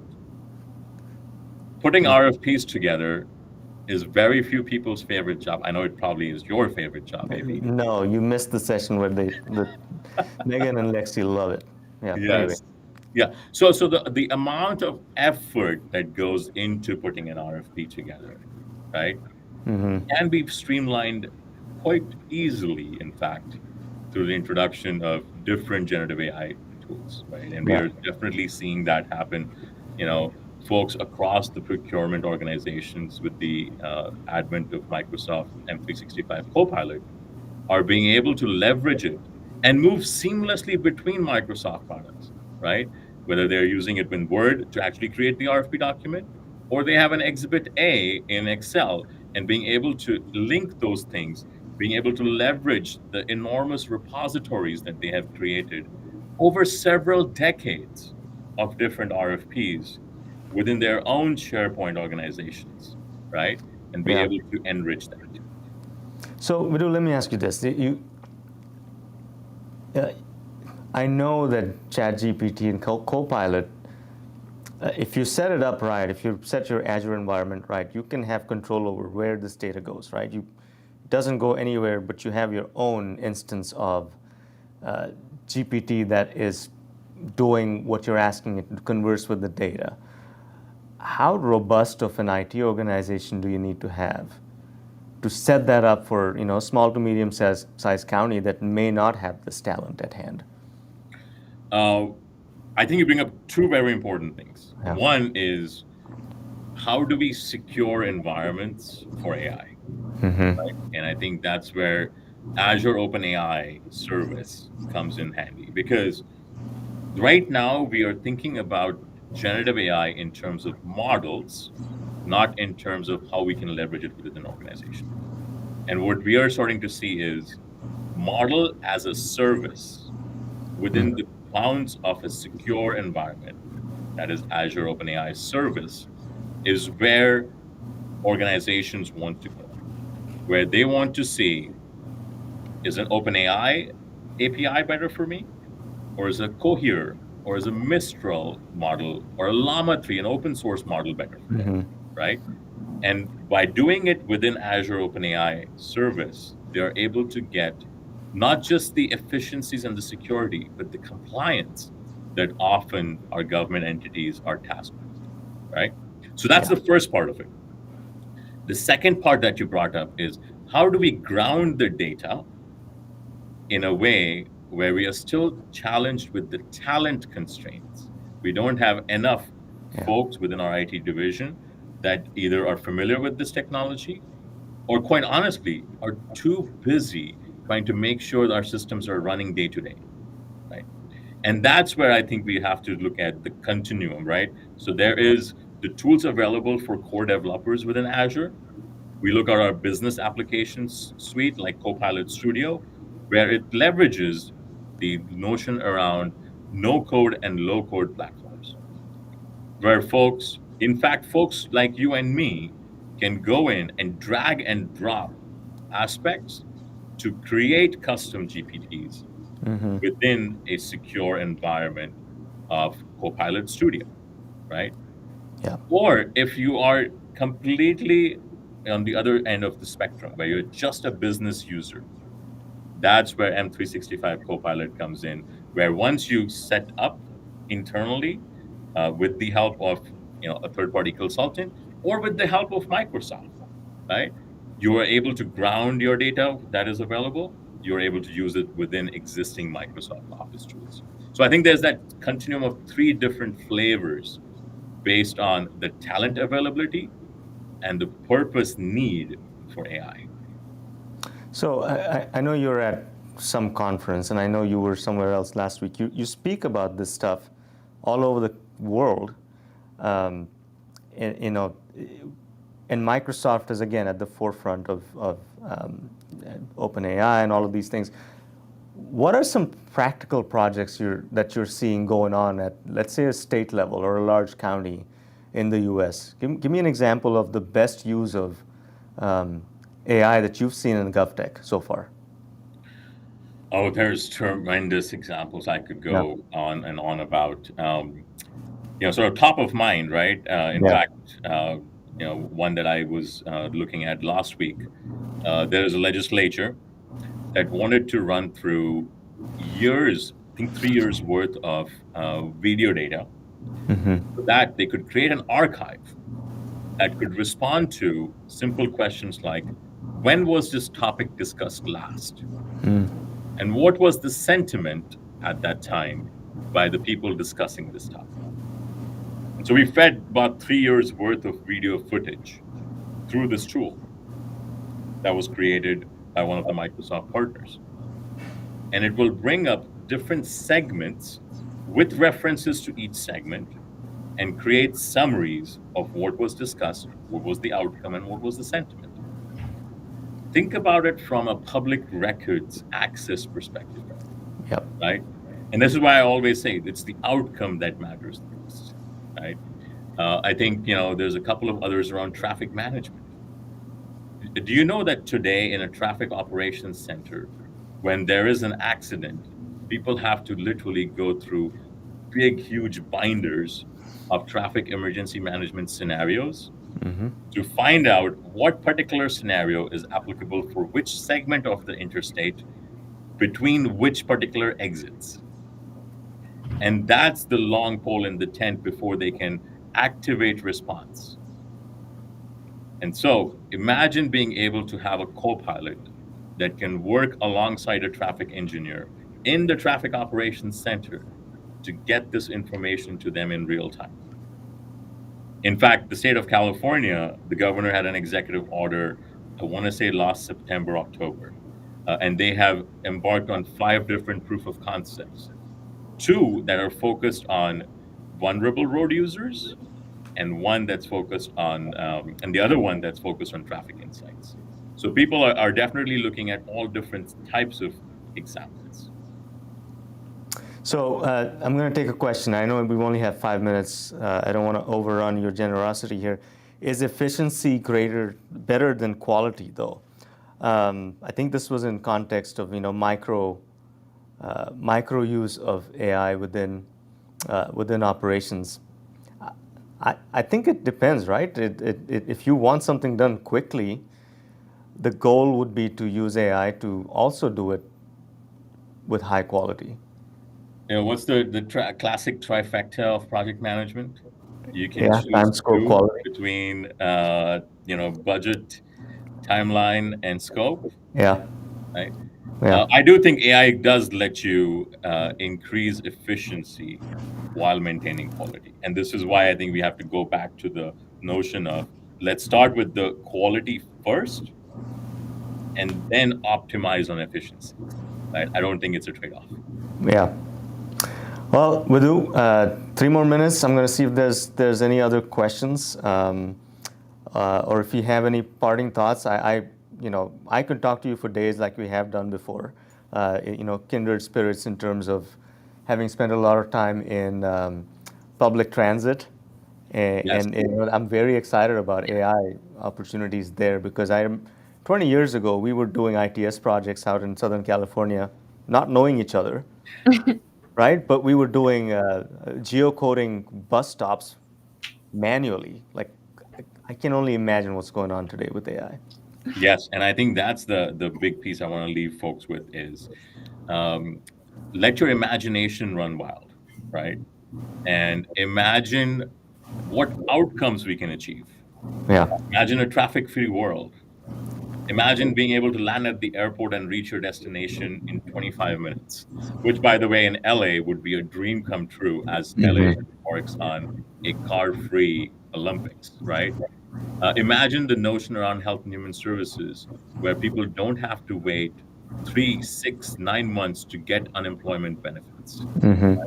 So I think that's the one thing I want to leave folks with is let's imagine a better future, and then let's make AI work for us to achieve that better future. Awesome, Vidhu. Thank you for joining us. I know you need to jump off, but I want to leave the audience with a couple of assets we have. We just released the 2025 GovTech report. Please scan it, take advantage of all the free information there. Lots of info on how to think about AI also, and we'll be releasing some more AI-specific information. I'm also speaking at the International City Manager Conference in Pittsburgh in a few weeks on AI in GovTech. So if you're there, please do come and attend that session. It's been a lot of learning, but I'm also supported by friends like Vidhu. So Vidhu, thank you for joining us today. Thank you so much. Thank you so much for having me on, and take care. Good job of your team. Thanks. Bye-bye. Thanks, Mike. And with that, Lexi, you want to wrap up? Yeah. So just want to thank everyone for attending today. This is our first workshop, and I think it went super well. Lots of assets that we gave throughout. I'm going to go ahead and put a few more on the screen real quick. Here's our top government ERP systems list. And then also our 2025 Gov ERP checklist. So those are also some good ones to check out. And we just thank you all for joining. And we will be doing many more of these. This is a great turnout, and we've enjoyed engaging with the audience. Thank you, Lexi. And just to leave the audience with this, these assets are available on our website. If you can't find one in particular, just reach out to any one of us, and please engage with our content, and we'll see you soon. Yeah, Thank you. and we go live every Wednesday at 10 a.m. So please join us.